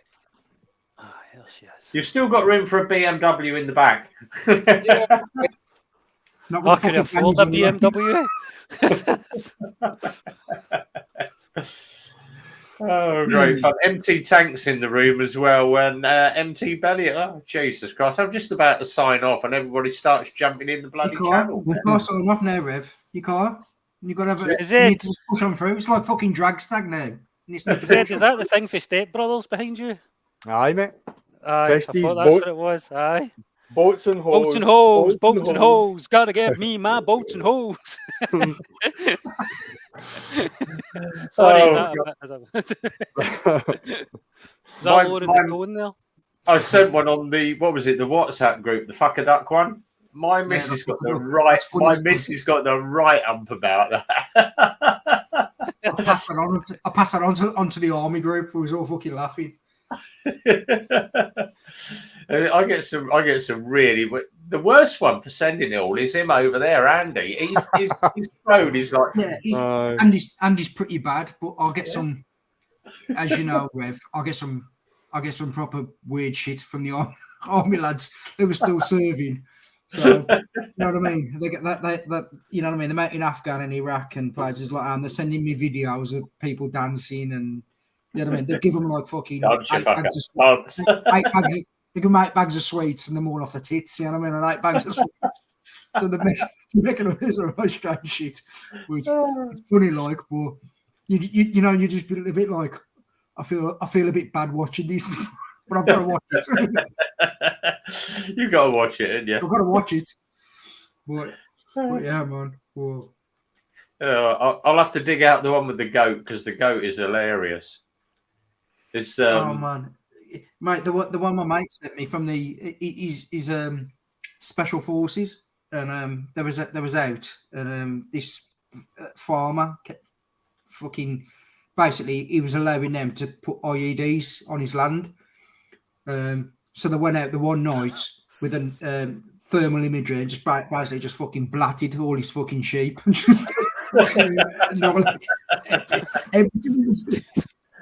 We do. I'm laughing, but mate, fucking funny. It was funny. We do a thing in the garage for all the sheep fucking dead. Yeah. What are you doing? What are you doing? We do like this. If your services or say like ambulance, fire, police, we do the blue light card in the garage. You get 10% off your servicing.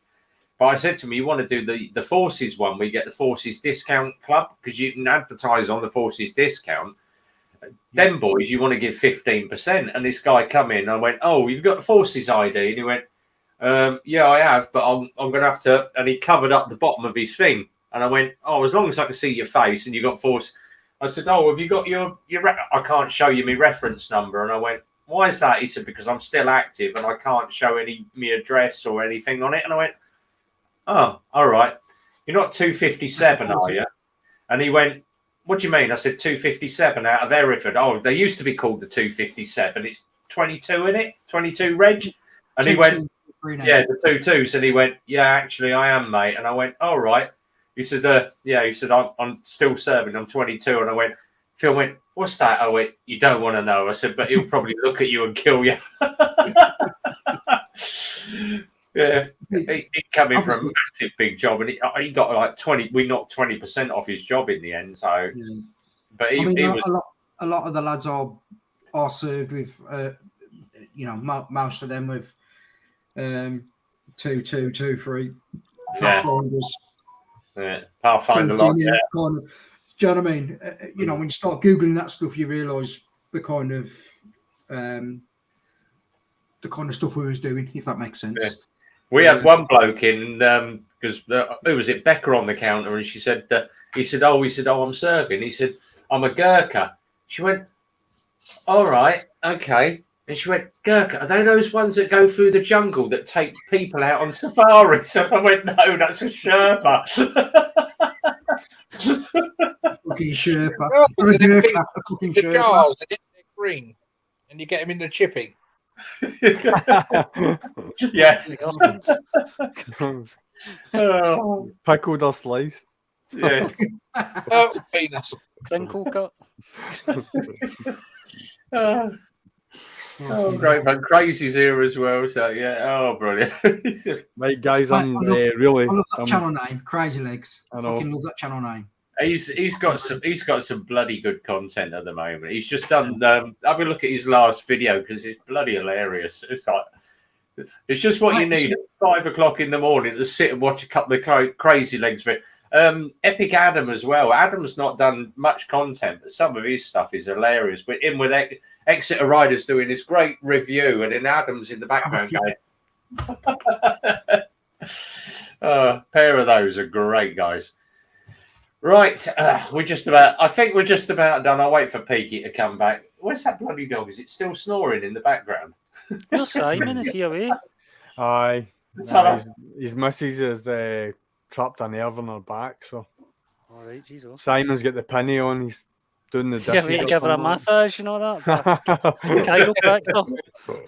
Feeding her grapes. That's that.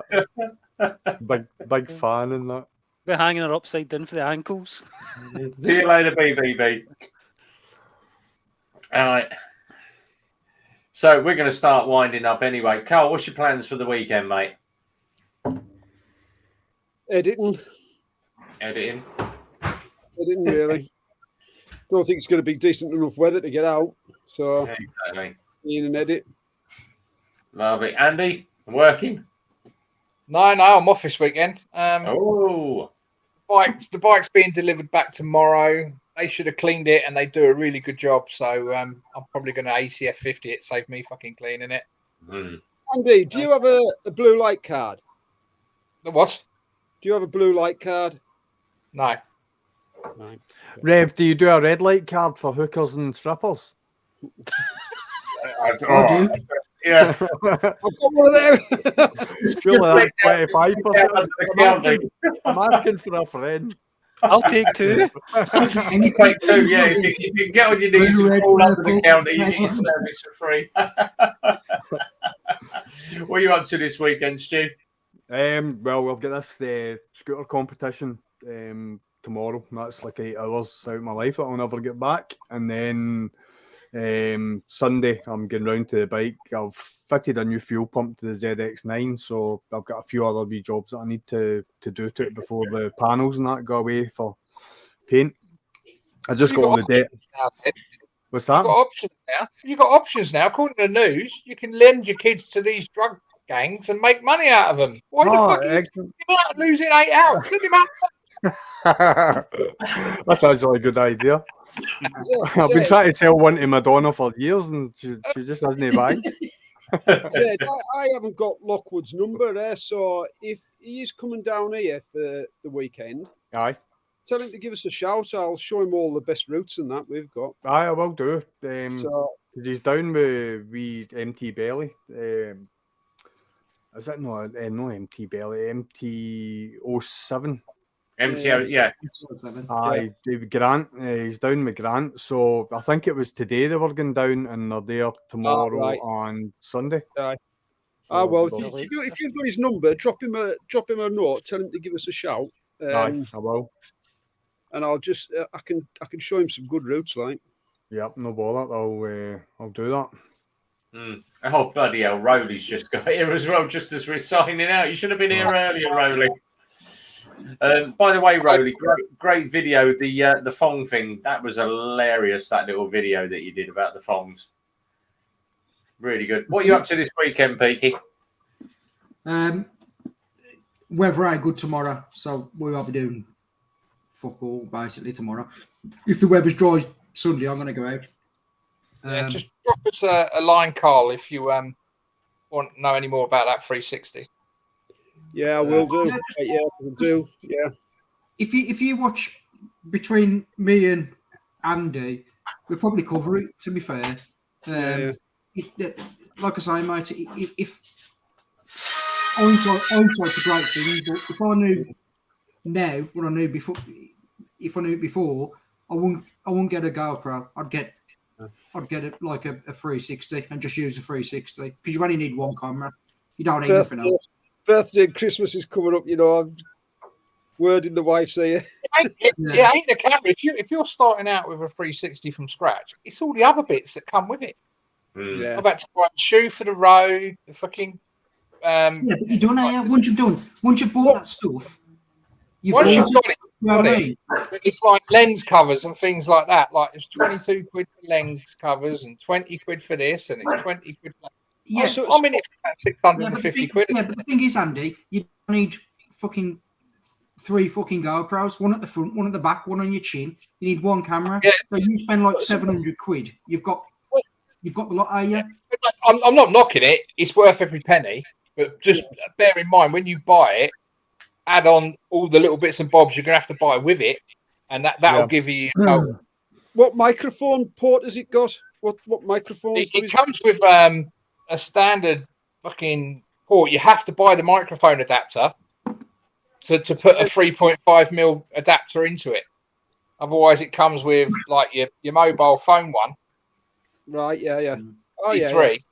But you can buy the microphone. You have to ride with a connector, and it's got like a big boom mic, like Rev Bomb has, and you have to talk into it underneath your helmet like that. Yeah. But it's about that big, and it just clips in. But once that's clipped in, it then becomes non-waterproof. Yeah. Oh, and talking of that, because it's sitting up in the corner. Let me grab it down.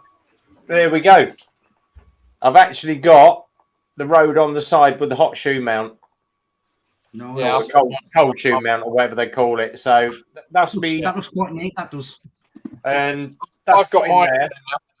And then where are we? Let's get it on the camera. Mike comes out there, runs down the side into the back of the helmet with the rest of the wiring, a couple of zip ties to hold everything in place. So it's all nicely in. And then obviously the receiver is down there on my media mod. But it's the way I've done it. So obviously that's the Cardo mic. The one that side that keeps falling out is me one from me drift, and then me other mic is tucked in there. So that's the one. That's me Purple Panda that runs out to the transmitter. So I've got a mic each side on my cheek pad. So, give me 1 sec. Can you plug one lav mic into GoPro's mounted on the front, but I've got one of those. What was it called? It was called.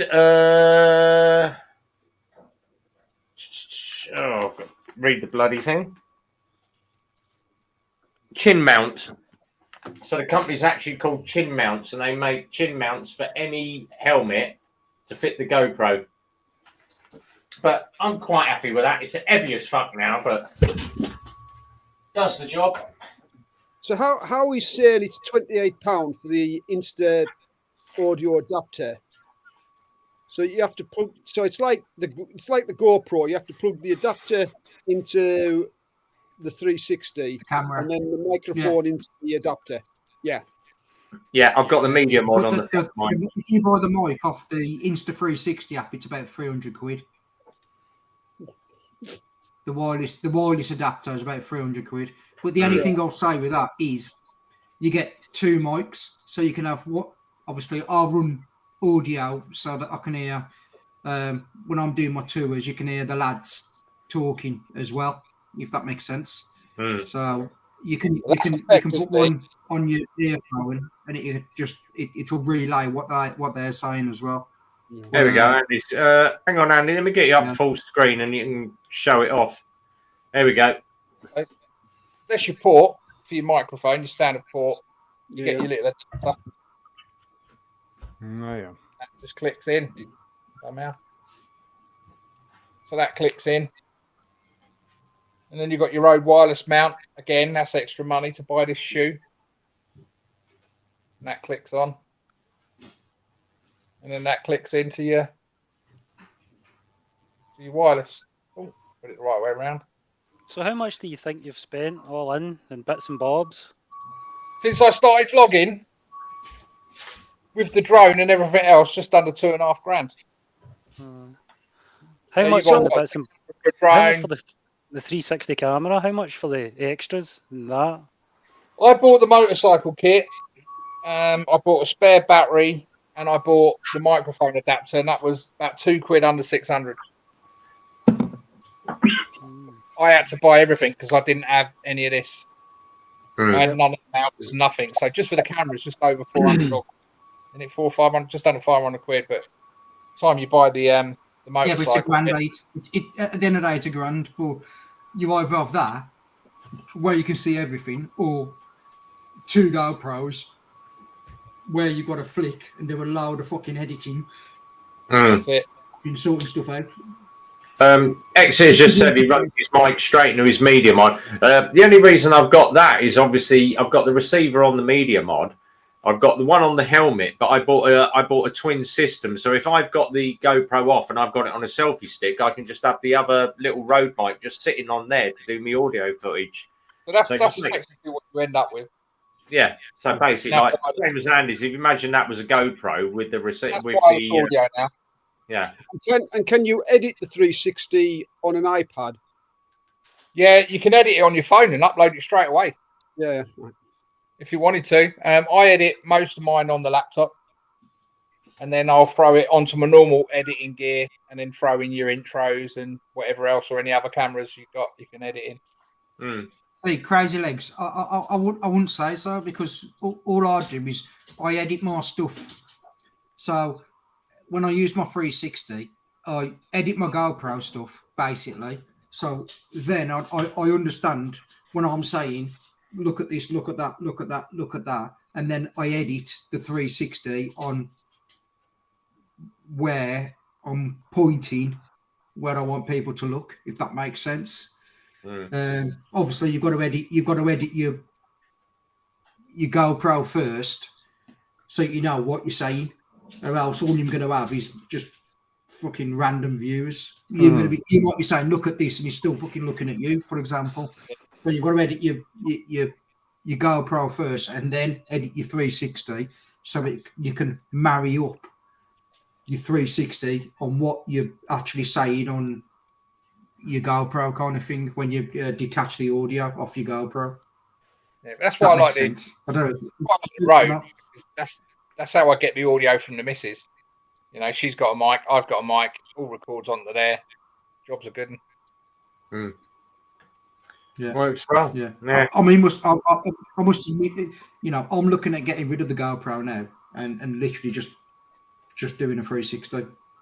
That's all I want is one 360. The GoPro's still got a good use as far as I'm concerned. I mean, I still use it for like the little videos you're doing in your garage and your walk rounds and your stuff like that. It's never.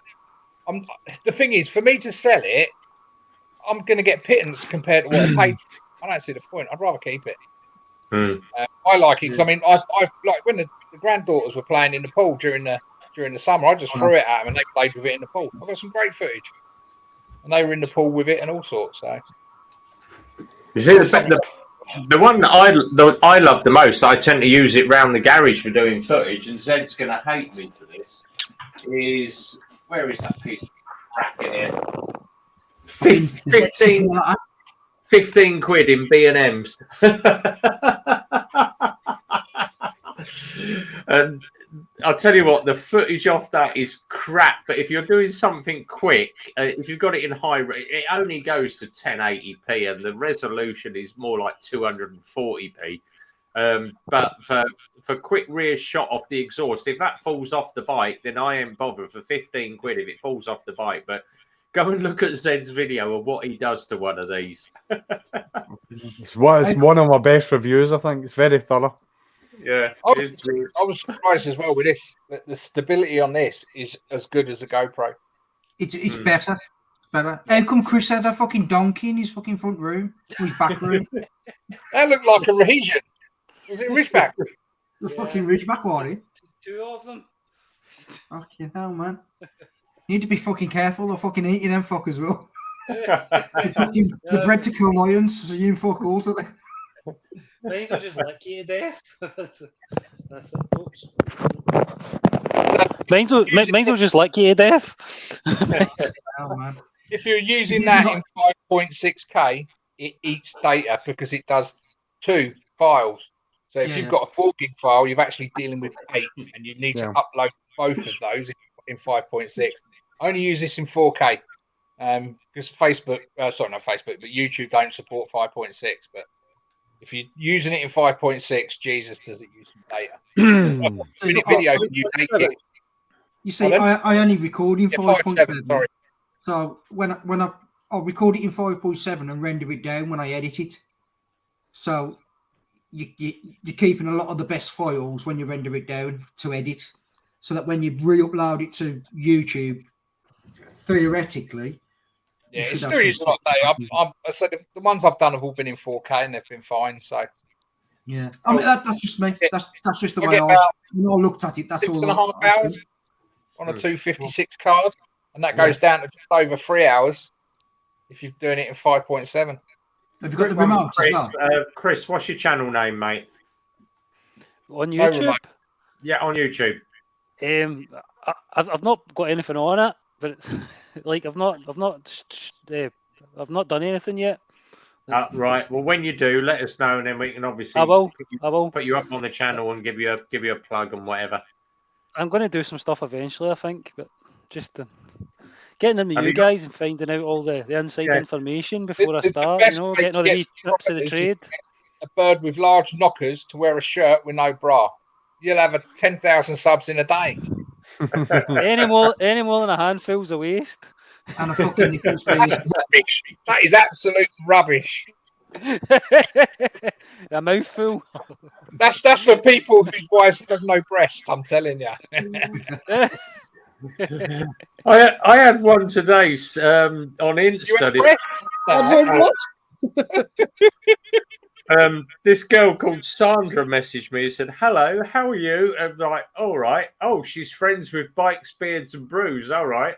She's got 2 profile photos. That is it. 2 photos. First one. Second one. How can I help you? Where do you live? Why do you want to know that? Oh, I'd like to get to know you more. Are you into bikes? No. Well, fuck off then. But she might be into blowjobs. You missed a trick there. Not my thing. Not my thing. Not interested. Oh, you know. The only geezer on here that ain't. Actually, that was a bold statement, Rev. I actually got a wee surprise blowjob this morning. It's the last time I fall asleep with my mouth open in the train.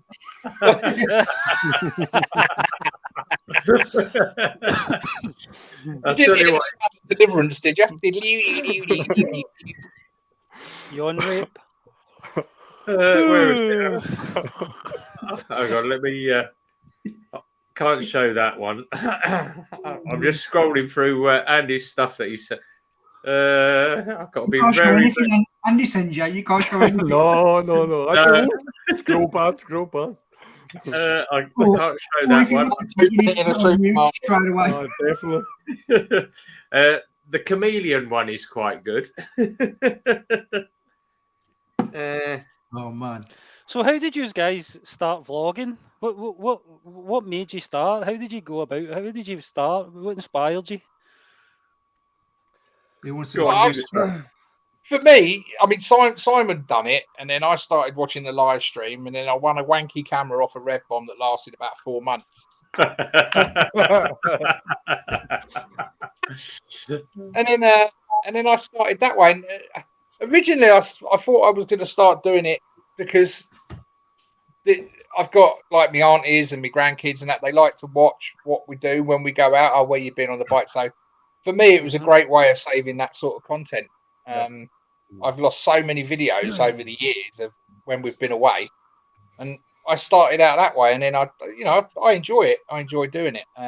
When it doesn't become enjoyable, I'll stop doing it. But I'm enjoying it, and obviously you get to meet all these guys. I'd never have gone to Scotland and met Stu and Lockwood, bonus, etc., etc. So it opens up a lot, and it's good fun. Yeah, that's how I. Yeah, same thing for me, really. I mean, I started watching YouTube for reasons that I went into before, and I wanted to do something for my kids to watch, really, just for something a bit better than a musty old photograph album, that gets stuck under the bed and never looked at and all that. And so I thought I'd always been into bikes, so I was watching all the YouTubers doing it. I thought, no, that looks easy. I'll give it a go. It's not easy, but it is rewarding. Yeah, it is. You do get some highs and some lows, and that's see when you done your very first one. See when you played it back and you hear your own voice. Did you hate the sound of your voice? Yeah. My very first one was a trip. It was a trip to a beach that's about 4 miles away from where I live, and that one that's on is about the 4th time I did it. Yeah, I did it. Actually, probably the 5th time, because I think I did it 4 times before that, and for one thing or another, it just never got. It was either wasn't good enough. Couldn't get it to upload. Couldn't get it to upload. I had the wrong equipment. It was taking us like 3 days to upload, and then it would just knock itself off halfway through and all that, and it was an absolute nightmare. Yeah. See, mine's a little bit more morbid than that.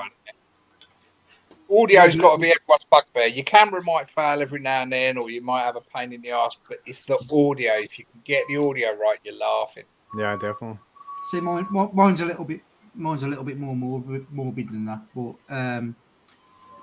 So I spent a lot of years in the army. I was very close to committing suicide, so I looked at doing it for something back. So my kids could remember me having a laugh and a joke with my mates and all the rest of it. And it kind of, for me, helped because I was generating content that other people were seeing, if that makes sense. So, you know, I haven't been 12 months, but, you know, it's that was my incentive. Not incentive, it was something for me to do. I was like, you know, at least my kids can look back at me, because I've got nothing. When my dad passed away, I've got nothing at all. I've got 3 photos. Yeah. At least they could look back and say, oh, there's my dad laughing, there's my dad doing this, there's my dad doing that, he's been here, he's been there, and you've got some kind of footage. Obviously now, like I say, I've had numerous therapies and counselling sessions, EMDR, and all the rest of it. I ain't over it, but I'm getting there. I'm still on the upward ladder. But I think the only thing I'd say to you, if you've not uploaded a video yet, is just enjoy it. It don't matter what anybody thinks. It don't matter what anybody says. Just put it out there. Mate, you're only going to get better. You day pass your test and get your knee down the first day. So that's exactly the same as YouTube. You've got to just accept and kind of realise that there's dickheads on there, there's keyboard warriors on there. Not everybody's going to like you. Yeah. But just do what you want to do. If it makes you happy, that's why you're doing it. Don't worry about what anybody else thinks. You've got to like it. You've got to enjoy it, because basically what you're doing when you motovlog, it's taking something that is so easy to do. It is so easy to do, and you are complicating the hell out of it by putting it on a bike, on a motorbike, because that's where all the problems come in. Doing it on, you can sit in your house and do a vlog on a book or a painting or something like that. No problems whatsoever. As soon as you put that on your helmet and go out on your motorbike, that's when the problems start. So you've got to enjoy it, like, as well. See, I started years ago. Obviously, I've known Phil from the garage since we were young lads, 16, riding around on bikes. And it went till about 9 years ago that he said to me, oh, do you want to come and do a bit of maintenance work at the garage? And it picked up the phone. Oh, I'm interested in the bike. Yeah, what do you want to know about the bike, Bubba? And I just reeled off a load of spiel. And he went, you still know your bikes then? He said, do you want to work on the bike sales? So, all right, well, we need to get the content out there and advertise our bikes to sell them. I said, tell you what, do YouTube. I said, because I've been watching this guy called Spicy 110. He's still about. He's 100,000 viewers now. And I thought, he was the only one doing Lex Motor. And I messaged Spicy and said to him, what's the best thing to do? He said, just keep it short, sweet, simple, talk about the bike, do a little bit of what you do. And I waffle all the time on my videos. Andy knows that. You never shut bloody Rev up. He's always bloody talking. I did a couple of videos, and it just literally, I went from sort of 20 subscribers on the first video to about 400 in 2 days. And I'm like, bloody hell, hit 1,000, you start getting monetized. And then it's 50 quid a month comes in. I'm on good money at the moment on YouTube. But my first video, and it was the very first one we done, and it's my bike office now. We actually did the videos at the back of my bike office. Have a laugh. This is 2019. No laughing too much, all right? Oh, exactly. It is. I hate looking at this. I'll tell you what, I hate bloody looking at this. Let me share this one up. Was this when you, what's your name? was this 2019? That must have been when you started growing that beard, was it? It was, yeah. Right. Have a Royal Alloy GT 125. Hey guys, RB here, Rev Bomb. Just a quick look at one of these. This is a Royal Alloy. This has just come into our showroom. This is the Royal Alloy. This is the GT 125. What a gorgeous little bike this is. 125cc air-cooled, made by Royal Alloy. How many times do I say that? Lines on this bike. Absolutely gorgeous bit of kit, this one. Gorgeous, gorgeous, gorgeous. Right through to those See, panels. you're a lot more critical of you than anyone else is. Yeah, I know. It's only you that's hearing that. Yeah, that was my very gorgeous. I said gorgeous about 9 times. Nice, nice. Not everyone kept commenting. You keep saying nice, nice, nice. I worked out a script. I used to write the script on the inside of my hand or on the back of my wrist. And as I was riding, I was looking at the back of my wrist. It comes with practice, and then you just tend to. I tend now just to go off on a tangent. So I'm out riding the bike. Just to let you know, Andy's BM's in at blah blah blah. He's had issues with his company. Oh, I caught up with Peaky today, or Cole's done another video. And I tend to do now is just mention other moto vloggers, because you get them to go and watch another moto vlogger. Hopefully that moto vlogger will go, oh, I've just had a mention from. So it works. You scratch each other's backs on the thing. Yeah. But and everyone said to me, why don't you do a Friday night live stream? And I'm like, I've never live streamed in my life. I'd watched obviously Hells on Two Wheels, Military Biker do one. But then I said to him, my Friday night live stream is totally different to what other people do. It's just all the boys getting together. It's just a load of bollocks, a load of banter. We drink a lot of beer on a Friday night. It gets very messy. And we do chat a lot of shit on a Friday. You know, if you'd have seen last Friday's one where we were talking about, me going, I've got a photo from painting from Rolf Harris here. I was going to sell it to Jimmy Savile. He's dead, so I've sold it to Gary Glitter. You know, it's just a little bit of fun with the boys on a Friday night.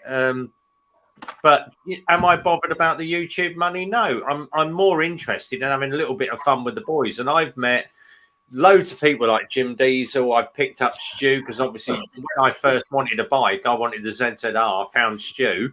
And then someone said to me, get a GTR. I found Simon. And obviously through Simon, I've met Andy. Through Andy, we've met Peaky. We've met Carl and Lockwood, my idol. And then obviously Grems and Ayrshire and Mark and Ayrshire, you know, Exeter riders jumped on the stream, Rowley. So we've got guys all around the world now that jump on this live stream. Rowley's down in Australia, Military Bikes in Canada. Hachiwi, he's down in Australia as well. But, you know, they've been at it for ages. It's a great community. Yeah, it's just, and of course, the man himself, you know, they're probably one of the best channels on YouTube. What a name. John Diehard McLean, you know. By the way, John Diehard, there he is. By the way, why don't you come on the stream, John? One time. Has he been on? No, he hasn't. No, he hasn't. I don't think he has.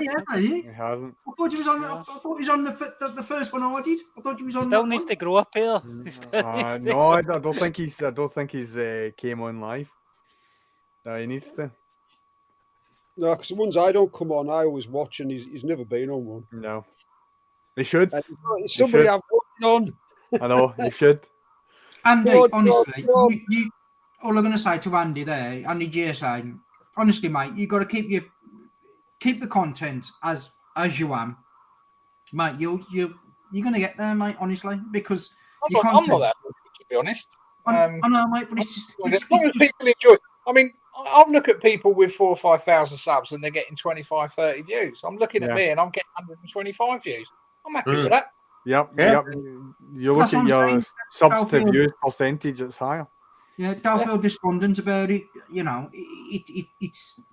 I mean, I have been fortunate, but that was only because I had a massive 5-month push. You know, and it was like I said on my last video. You know, I had 5 weeks of sitting on YouTube every fucking night. Yeah. The lowest. You don't feel like you have to put content out all the time. No, I think if I don't. I only put content. I mean, I've got videos that I've edited that are sat on my computer, and I will put them out because I don't feel like them good enough to put out. If that makes sense, I've edited them. I've got them there, but you know, it could have been fucking 12 months. Quality. I don't feel like them good enough to put out there, but I am just going to put some out there for the sake of it. The first time we met Rowley, Rowley is he does some really good little video sequences, like little mini B grade movie ones, and they're hilarious. But the first time he came on the live stream, do you remember it, Stu? He was inside a toilet. That's right. He got his head. He does some really good green screen. He does green screen the OBS out the toilet. It's like, what the bloody hell's going on? We got this crazy Aussie on the stream, and it's like, when you see the inside of his garage and that bike that he's got, that M109, bloody hell. But Rowley's bloody hilarious, I tell you. But... I mean, the only thing I'd say is, if you're riding your bike, just all you got to do is explain what you're doing, where you're going, and kind of what you're seeing, if that makes sense. Because once you start doing that, then your channel and you talking to yourself, because that's what you am doing. You talking to yourself. Yeah. You talking to yourself will progress. You'll start getting more comfortable on what you want to say. You know what I mean? You know, one of the biggest skills to master is when you.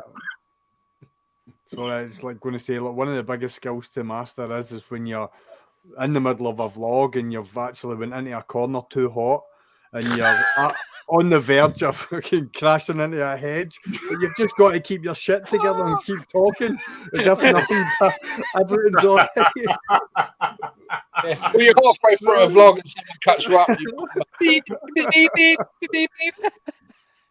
Oh, fucking hell. I'll tell you what, my one, where I go on about mental health, and I'm right. Do you remember I'm riding that 125? And I'm like, this is a customer's bike. We're heading back to the garage now. I'm handing it over tomorrow. Yeah, I do suffer from depression occasionally. I have good days and down days. Down days? Dumb. And I get hit from behind. And everyone was like, fuck me, you had a down day there. That made it onto so many crash channels, and it's still going. People were saying, can we share this video out? Yeah, you having it. And the comments that I got about, oh, fucking hell, Rev, you had a down day there, didn't you? Yeah. I think the hardest thing to do is try and talk to yourself in the helmet. And, you know, like, my biggest thing is, like my old man used to say to me, look at the view. And I'd look at him and I'd go, it's a fucking mountain. I ain't seen fuck all there. Do you know what I mean? I'm just looking at a fucking mountain. Where now I'm looking at the view. Oh, Exeter's got on the Exeter falling off his bike. Where, you know, when I was like 10 and 11, I'd go, mate, I don't know what the fuck you're looking at here, man. I'm just looking at a fucking mountain. I ain't looking at fuck all. So, like, you know what I mean? But it's what was it? What's the other one? John Dyer McLean, where he's like, oh, right up the side of the hill. He's like, I'll get my bike up that bloody hill. He does it. But that was hilarious, watching JDM trying to get his bike up the side of that bloody hill. And it was like, that ain't a hill. That ain't a hill. That's a bloody mountain. So the other thing I don't do is, again, you know, I don't worry about the effing and jeffing.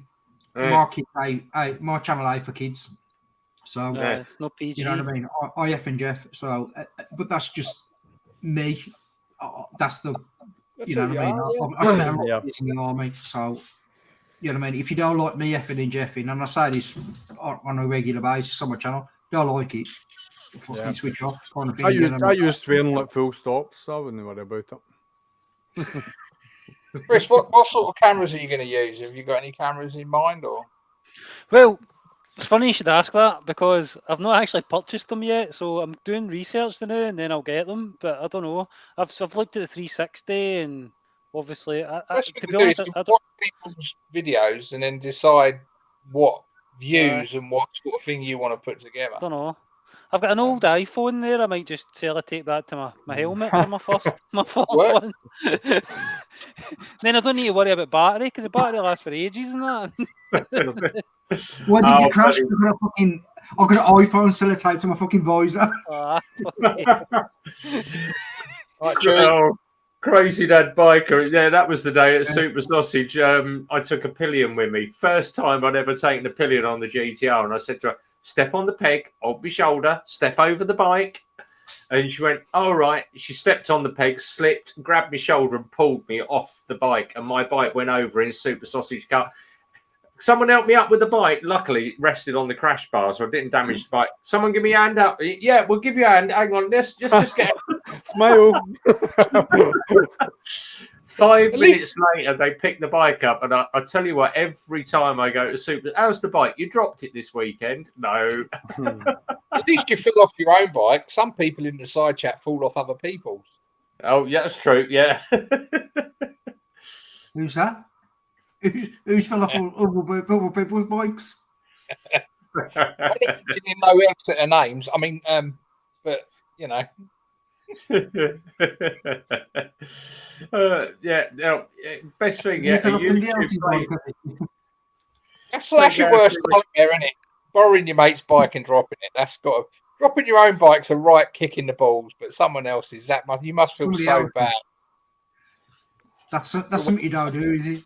The funny thing was when we did the Wolf Tales with Rhythmic over at the studio, and that was the morning that I dropped the bike at Super Sausage. I get back to the studio to do the film, and I went, "Can you film me bike from this side? Because I've got a scuff down the crash bar." And he went, "Why is that?" I said, "I've dropped the bike." Simon pulls in. He went, "Can you film my bike from the other side?" I went, "Why is that?" He went, "Because I was turning around, caught the curb, and dropped my bike." So that's why the two bikes are that way round, because the scratches are on the other side. So I'm not the only one that drops a bike. Simon dropped his as well. I remember in Scotland, and Darren dropped his bike about a week after getting it, brand new bike, drops it, and he's sort of like standing there panicking. And that's me running around looking for a camera, going, "Don't pick it up yet! Don't pick it up yet!" Mate, you look at my fucking videos, mate. Fucking Nobody drops his bike every time he fucking goes out. That fucking Kawasaki, fucking that V-Strom, sorry. We got a bloke with us. Fucking soft mick, honestly. It's like a fucking prostitute's pair of fucking pants. It's fucking down more than he's up. Yeah, there was one of Carl's, wasn't it, Carl, where you went up the side of the mountain, he went to turn round, and the bike was like, oh, fuck it, over it went. I dropped my bike in the worst possible place in the country. It literally was. It was the steepest hill on the worst camphor, on the worst bend in the country. Hard not pass. That's had so many views now. So yeah, it was. If I'd gone the other way, I'd have been all right. But it was the camphor on the road as well. Went that way. If I'd gone to my left, I wouldn't have dropped it. But it didn't. It went to the right, and the right side of the bike was probably, I would say, a good 5 inches lower than what the left side was. But just over it went. But it made good content, though. It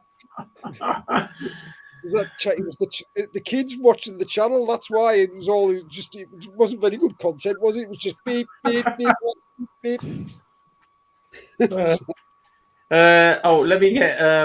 You can't find Exeter Riding.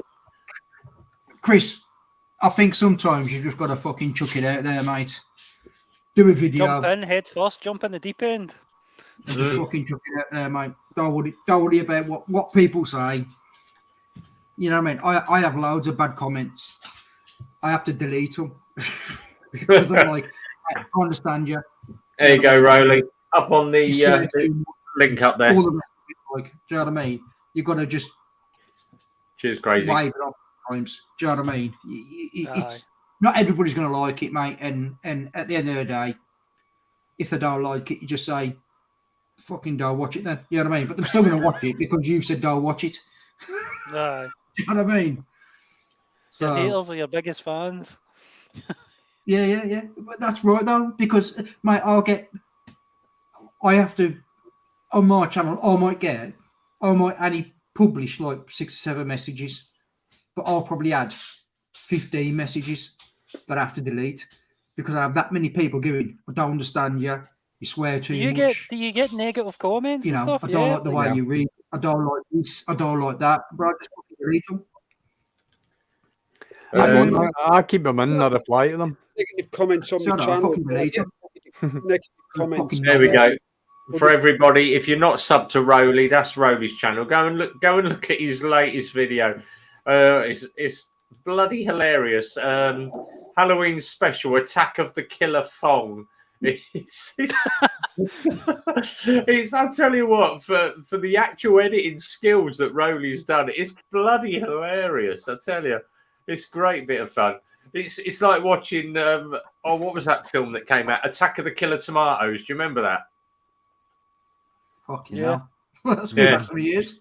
Let's go back. It's along the same sort of lines as that, but it's bloody hilarious. Rowley does some really good stuff. I sat watching it with Mrs. and she went, "Really? Well, actually," I said, "this is a YouTuber. It's not a film. It's a bloody hell. It's just a really good editing on it." So yeah, she enjoyed it. Yeah. Well, the only thing I'd say, mate, is especially for Chris, is try and find your own way of editing. Because if you watch everyone's video here, we've all got our own little twerks or our own little way of editing, or do you know what I mean? You have got to just get on what editing system you're using, or are you using one at all at the moment, or what? Yeah, no, I've not even picked in. I know you can use that. Is it Vegas or something like Vegas Pro 7 or whatever it is, or 8 or 9 or whatever they are? I don't know. Fair people using that. I use a free one, which is Filmora. That's what I use, and honestly, it's well, if you subscribe to my channel, and I'm going to post it out to show how easy it is. My 8-year-old daughter was editing today on it, and she did a video on her own. She did a video on her own today, and she edited it on her own. And it, like, these lads are on the group that I shared it on, and she did it all by herself. And that's how easy it is. And you can change the audio, you can put transitions in, and boost the colour and all the rest of it.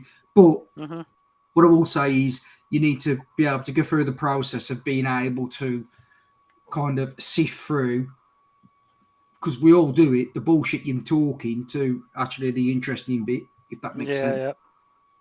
Because we all do it, you know what I mean? You might run a video you might be running your cameras for 4 hours, and you might get 20 minutes out of that 4 hours. So you've just got to learn yourself how to get that interesting bit across, if that makes sense. And good thing to do is come up with a catchphrase as well, because Simon uses shiny side up, rubber side down. I always use be well, ride safe, and it's a goodbye for me. I used to like to Ronnie's. Peaky has his own outro. Stu does the same thing again. Bye bye. Andy does his outro. Everybody's got their own little intro. I can miss them. Yeah. Salty and Sprinkles, obviously friends of Military Biker. Hello People's a YouTube, and then it's take care from us. Very Lockwood simple. says hello campers. Hello campers. Hello campers. Yeah, Lockie. Yeah, hello campers. Yeah. Come up with a hook line, an intro line. Well, mine is in my outro. It's like, take care, stay safe. Yeah, peace out. Yeah. Take care, be safe. Yeah. Bye. Yeah. I mind morning people or afternoon people, so they know what time of the day. But I always use the same outro: be well, ride safe, big goodbye from me. But if you come up with your own little hook line, that will drag people in, because they'll sit around waiting for you to do that hook line. And outro. Because it becomes consistent. I used to follow a guy, trying to think of his name now, Dutch Rudder. I don't know if any of you followed Dutch Rudder. He doesn't do it anymore. Do you know what a Dutch Rudder is? Yeah, I know what a Dutch Rudder is. And I was thinking that's where he get his name from, because that was his intro. He was talking to a couple of, it's in a film, I can't remember who it was. It Seth Rogen that was in it, talking about a Dutch rudder, and he turns around and says, and a Dutch rudder is, and then that's his intro to his YouTube channel. And what happened with him was he was sitting at a set of traffic lights, and a cyclist swerves by him, and he just goes, "Oh, you cunt!" Right? And what he did was, for about the next 40 videos, was that one moment. He edited that into his videos every single time, and he got you every single time that he did it. He got you with it, because what he would do is he would switch to forward-facing camera and then switch back to that original footage, and you would think the cyclist had went shot by him again. It was just like one of these wee hook things. So that's what it is. It's about consistency. It's like consistency with your intro, consistency with all your. It's a bit like branding. Absolutely. Absolutely. There we go. JDM's just said it. First video should be titled, hashtag Die Hard. Whoever, introduce yourself, tell a little bit about you. We've all done it. Stu did one. I think Carl did one as well, didn't you, Carl? I did one. Mine was hard because I talked about my granddad dying. But tell them about your first bike. Tell them about yourself, what you do on YouTube, and that will push you out there. And people will go, "Oh, this guy does this. This guy does this." Yeah. Exeter doesn't know what a Dutch rudder is. Google it. I've been at school. You've got it. Google Dragon.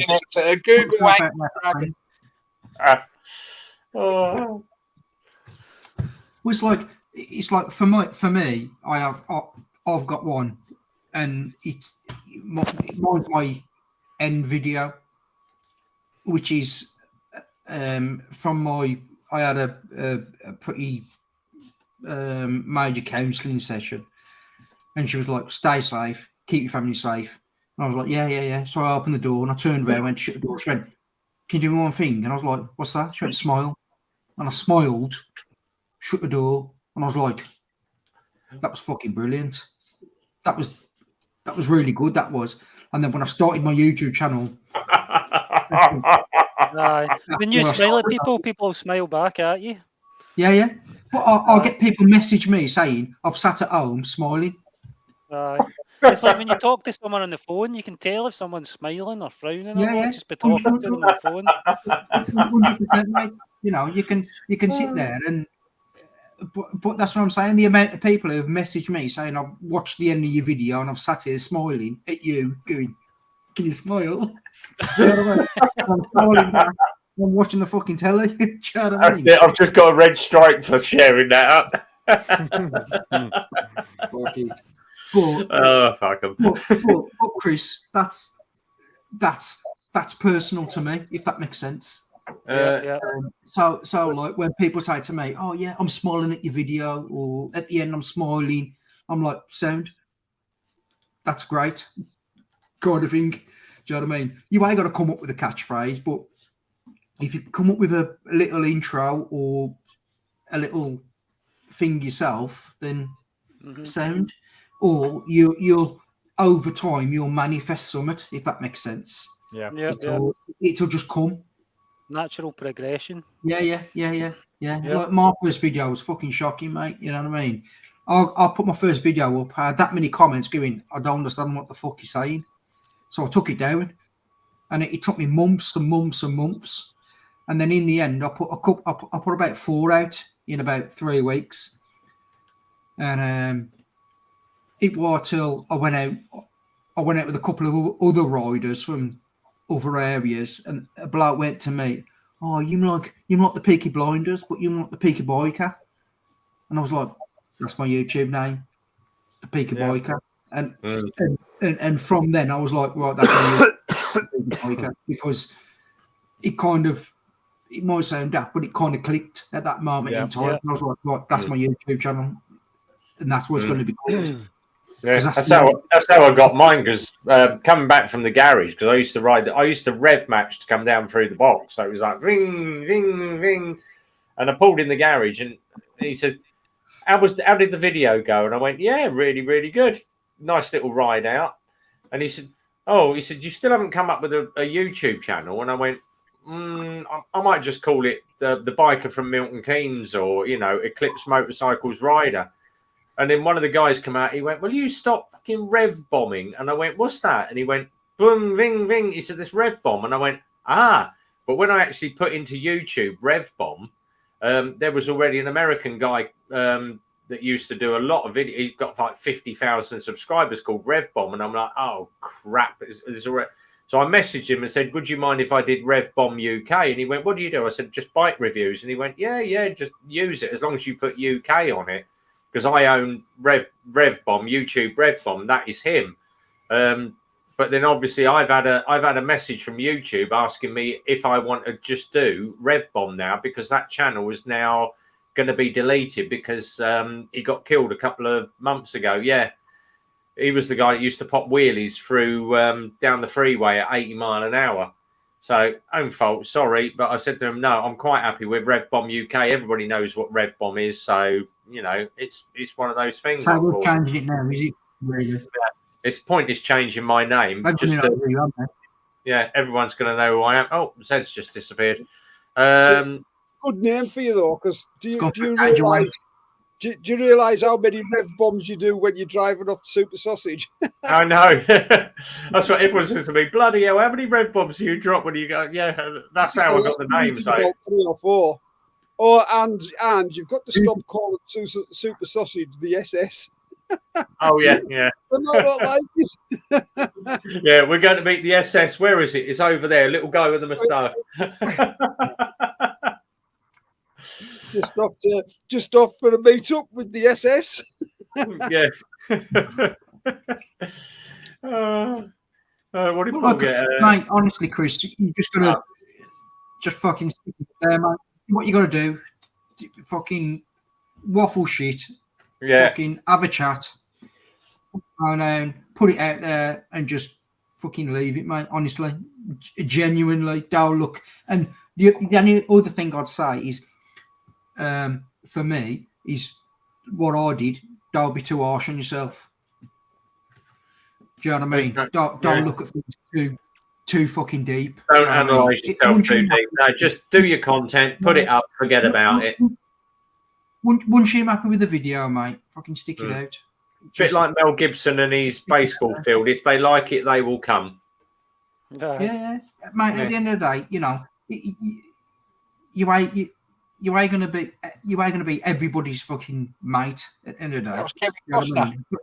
On the flip side of the coin, you might be a lot of people's go-to fucking channel. Do you know what I mean? You know, I mean, like I say, I have a lot of people I have a lot of negative comments because of the way I talk. Do you know what I mean? How common I am and the way I talk. I'll take that off. I don't leave it on because I don't like other subscribers or other people looking at the channel, looking at them negative comments. So I take them off. I'll reply and then I'll take them off so they can see the reply.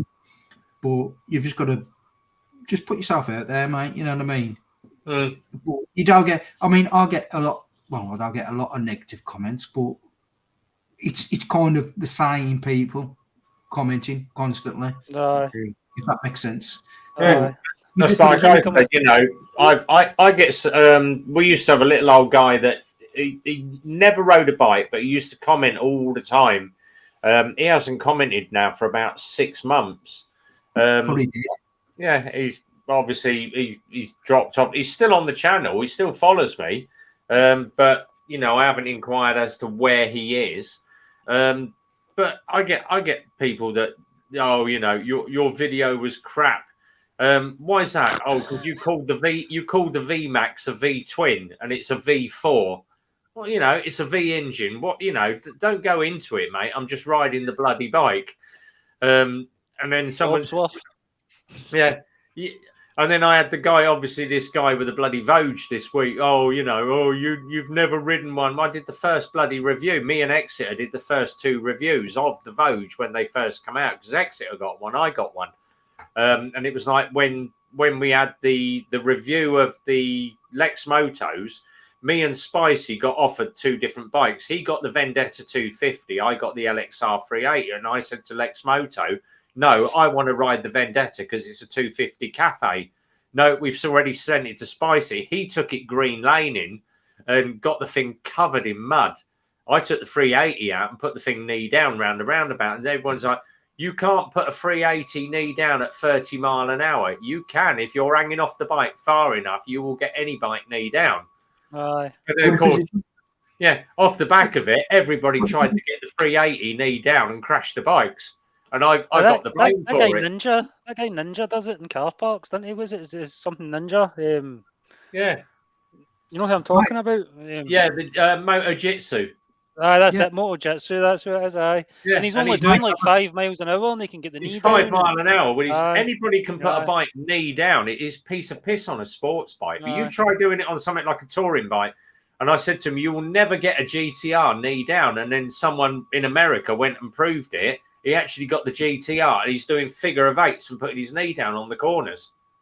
And I'm like, I was going to say, Rev, I'll have a go at that. I'll have that challenge. You can't get me down. I'll come down in my levers. On the GS? You've seen the photos. Not in the GS because I took it on track yet. That's next year. I'm gonna take it on track next year. But yeah, I used to do a bit of racing back in the day. Did you? I used to race back in the day, so I've raced most of the tracks in the UK. I've done most of them in Europe as well. I did a lot of endurance racing, but yeah, it's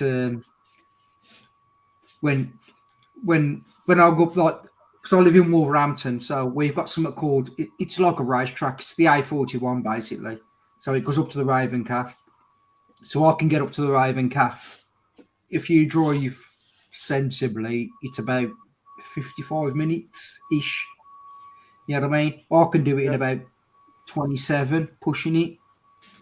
So when I was saying to these guys a couple of weeks ago, I had a ZZR 1400 overtake me on a straight. I was topped out 139 on my GS. I was like, fucking come on. He overtook me. You know, you're like, fucking bastard. So he was going through the twisties and I was catching him through the twisties. So we went through the twisties. I caught up with him. I overtook him on a left-hander. Fucking did him. Went through the twisties. We hit a dual carriageway. He overtook me. I was like, fuck, thanks, man. So we hit the twisties again. Caught up with him. I overtook him on the twisties. Got to the Raven Calf. And then we sat, basically, I pulled up. You know, and you're like, take your hands off. I've been here ages. He pulled up and he was just like, mate. He goes, mate, you overtook me. He goes, I couldn't have fuck all. Mate, he was hanging off the boat like fucking Mark Marquez. You know what I mean? We had one, me and Simon. You're looking at him like, Yeah. What are you doing? Do you remember, Andy? Me and Simon did the Red Bomb Challenge when I first did the Red Bomb Challenge. Me and Simon out for a little bit of a run, and we went down into under the bridge. I did my Red Bomb. Simon does his Red Bomb. We get on the A5, and I said, "Right, we're gonna open it up now." And I cut the video, and then I enter it. I put the video back on when we get to the other end of the A5, and someone actually messaged me and said, "I know how fast you went." No, you don't, because I cut the video and I edited the video in at the end of the dual carriageway. Yeah, but I've got the time on your clock, on your speedo, when you enter the A5, and I've got the time when you finish at the A5. And I went on Google Maps and worked out the distance of where you went on and where you went off. And I went, yeah, but it's not actually physically on the clock. So up yours. Yeah, but your mate looks over, meaning Simon, and Simon goes, and I went, no, he's telling me we need to leave at 1:50. And he was like, I'm going to report you to the police. Send the bloody video then. Send it, because you've got absolutely no proof of how fast we went down the A5. But you get keyboard warriors like that, you know. Yeah. I must admit, that's the only thing that I'd say is that's the bad bit about it is it's just be mindful of like fucking dickheads, basically. Yeah.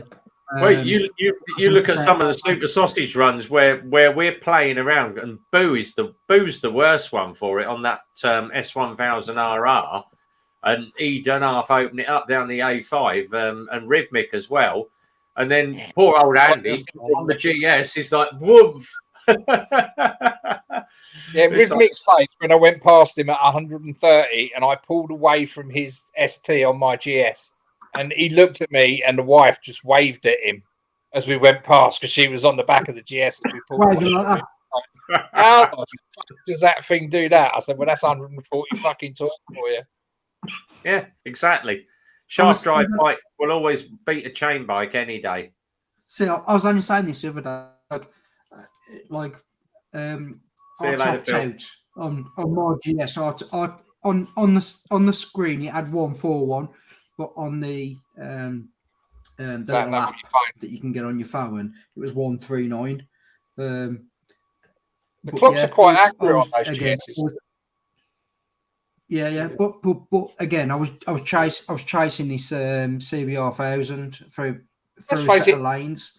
If you were going to buy a bike for I put it outright through- speed, buy a GS anyway. The GS has no. got the exact No, same no, BHP don't worry, as you my bike. Pardon? The GS has got the exact same BHP as my bike. It's the BHP on my GS is It's 120 or something like that. but Or something. Aye. it's the foot-pound of torque that's Yeah, impressive. but your, It's more than BHP. So it's your torque. yeah, but The- your the way, foot-pound- your You what, mate? bike, your bike weighs like my fucking ball bag. You know what I mean? There's fuck all in it. You know what I mean? Your There's no bike's weight on your bike. Yeah, You know my, what I mean? my Our bike's bike's 100 kilograms big, weight. heavy bike. Yeah, your it's bike's torque, the same as mine. yeah. Chris' bike weighs 200 kilograms weight. It's got Yeah, it's got 190 brake horsepower, and it's just I mean it's not too much top end. It just sticks to the road like glue because it's just amazing, really. Yeah. To be fair, like I say, I've raced a lot of bikes from 600s to 500 cc's to 1000 cc's. The GS by far handles or on the road phenomenal. For how big the bike is, it fucking handles amazingly. You can go around a corner, mate, and you can probably stick it into the corner if that makes sense. You can have the back end squiggling around, and the front end so fucking planted. It's fucking Because brilliant. it's all the weight's low down, isn't it? And then Yeah. It's I can go into a corner now, and especially with that telelever suspension, I can go into a corner, braking and fucking turning without having to get the back squibbly. Do you know what I mean? Before you had to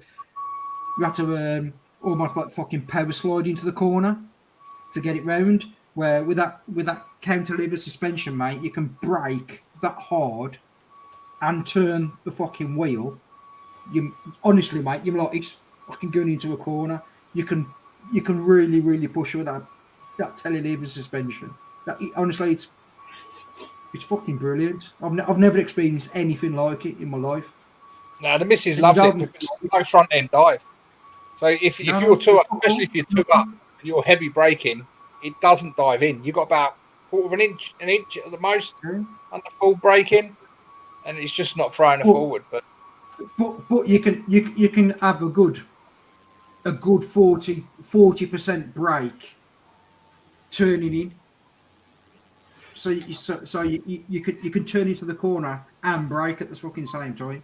Where when I was racing, I always got told it was one or the other. You either brake or you fucking turn. It's one or the other. You tie your car to two things, random one. So you either brake or you fucking turn. Where this, you can brake and fucking turn at the same time.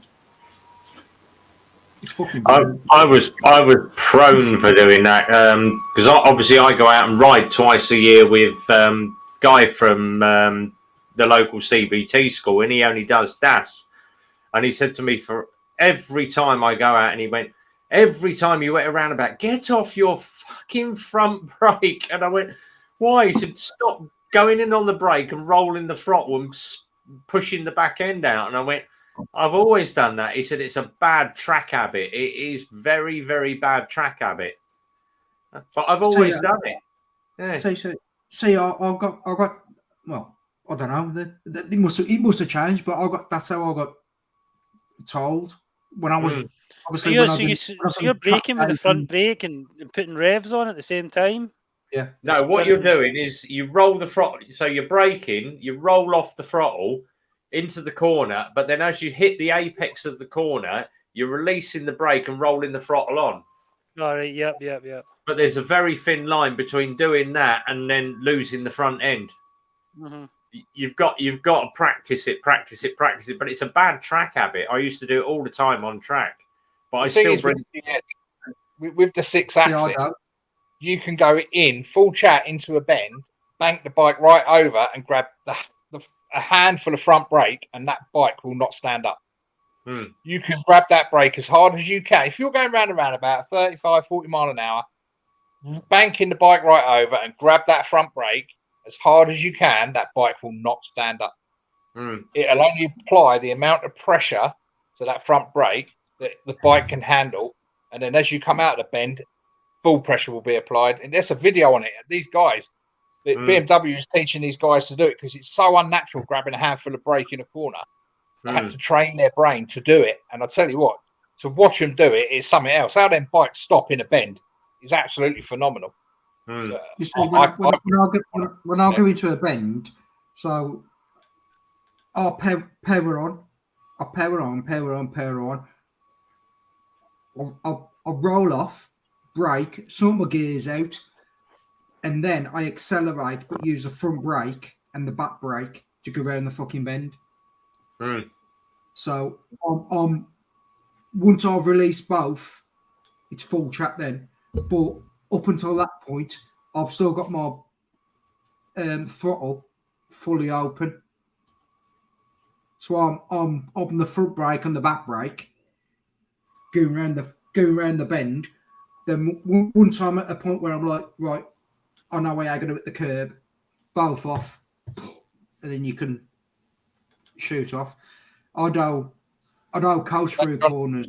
I don't change through the gears and then roll through up, off, power on. So my power's on. When you go into the corner, through the corner, all the time. It's just my brakes. My brakes are slowing me down, not the engine braking. It's my brakes slowing me down. Then once I release it, I'm gone. I'm like a fucking rocket then.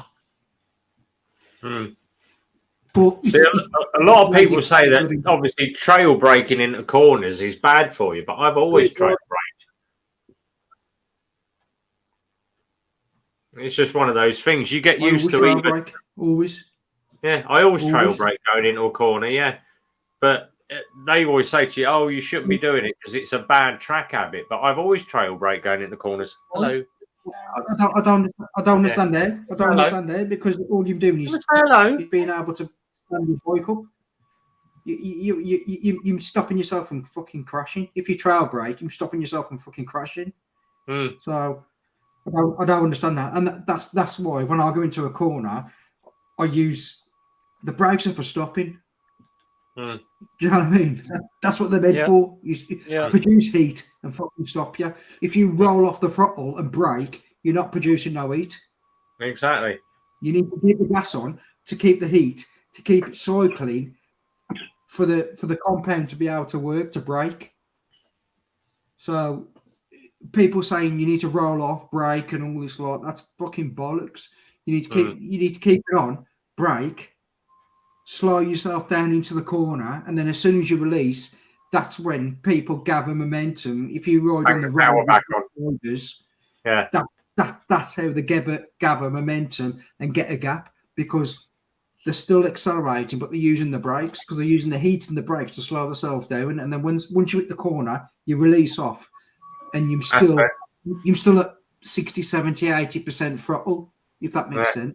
That's what your brakes are for. That's what your brake pads are made for, to slow yourself down in compressed heat. So if, like I say, when you go around a corner, you need to just roll off like fucking 20, 30%. Use your brakes. Don't fucking roll off completely. Use your brakes. You're all fucking hooligans. I don't go around a corner quick enough to have to fucking brake. Bugs. Right. He's just going to the shop for a pint of milk. He's just. I'm on a 50. I need to keep 30 mile an hour on this thing. Right, I'm going to sign off, boys. Mrs. is like, is it bedtime yet? Hope it goes Let's well. go new track, mate. Let's go new track, mate. Thanks, guys. It's been emotional. Thanks. Cheers, Chris. Thanks, Carl. Thanks, Andy. Cheers, Peaky, for today. Much appreciated, mate. Right, I am off to bed. I've got a long day tomorrow. Whatever you're doing, have a good one, guys. Enjoy the weekend, whatever you're doing. If you are riding, take it easy. Watch the Stay speed. safe. Watch out for the blue lights in the rear view mirror. Thanks to everyone in the side chat from all around the world that's been in tonight. Thank you very much, guys. Same time, same place next week. We're at Super Sausage Sunday as long as it's not raining. And hopefully catch up with Peaky in a couple of weeks' time as well. But till the next time, guys, be well, ride safe. And from RB, as always, it's a big goodbye from me. Take care. Enjoy the weekend. Be safe. See you later, guys.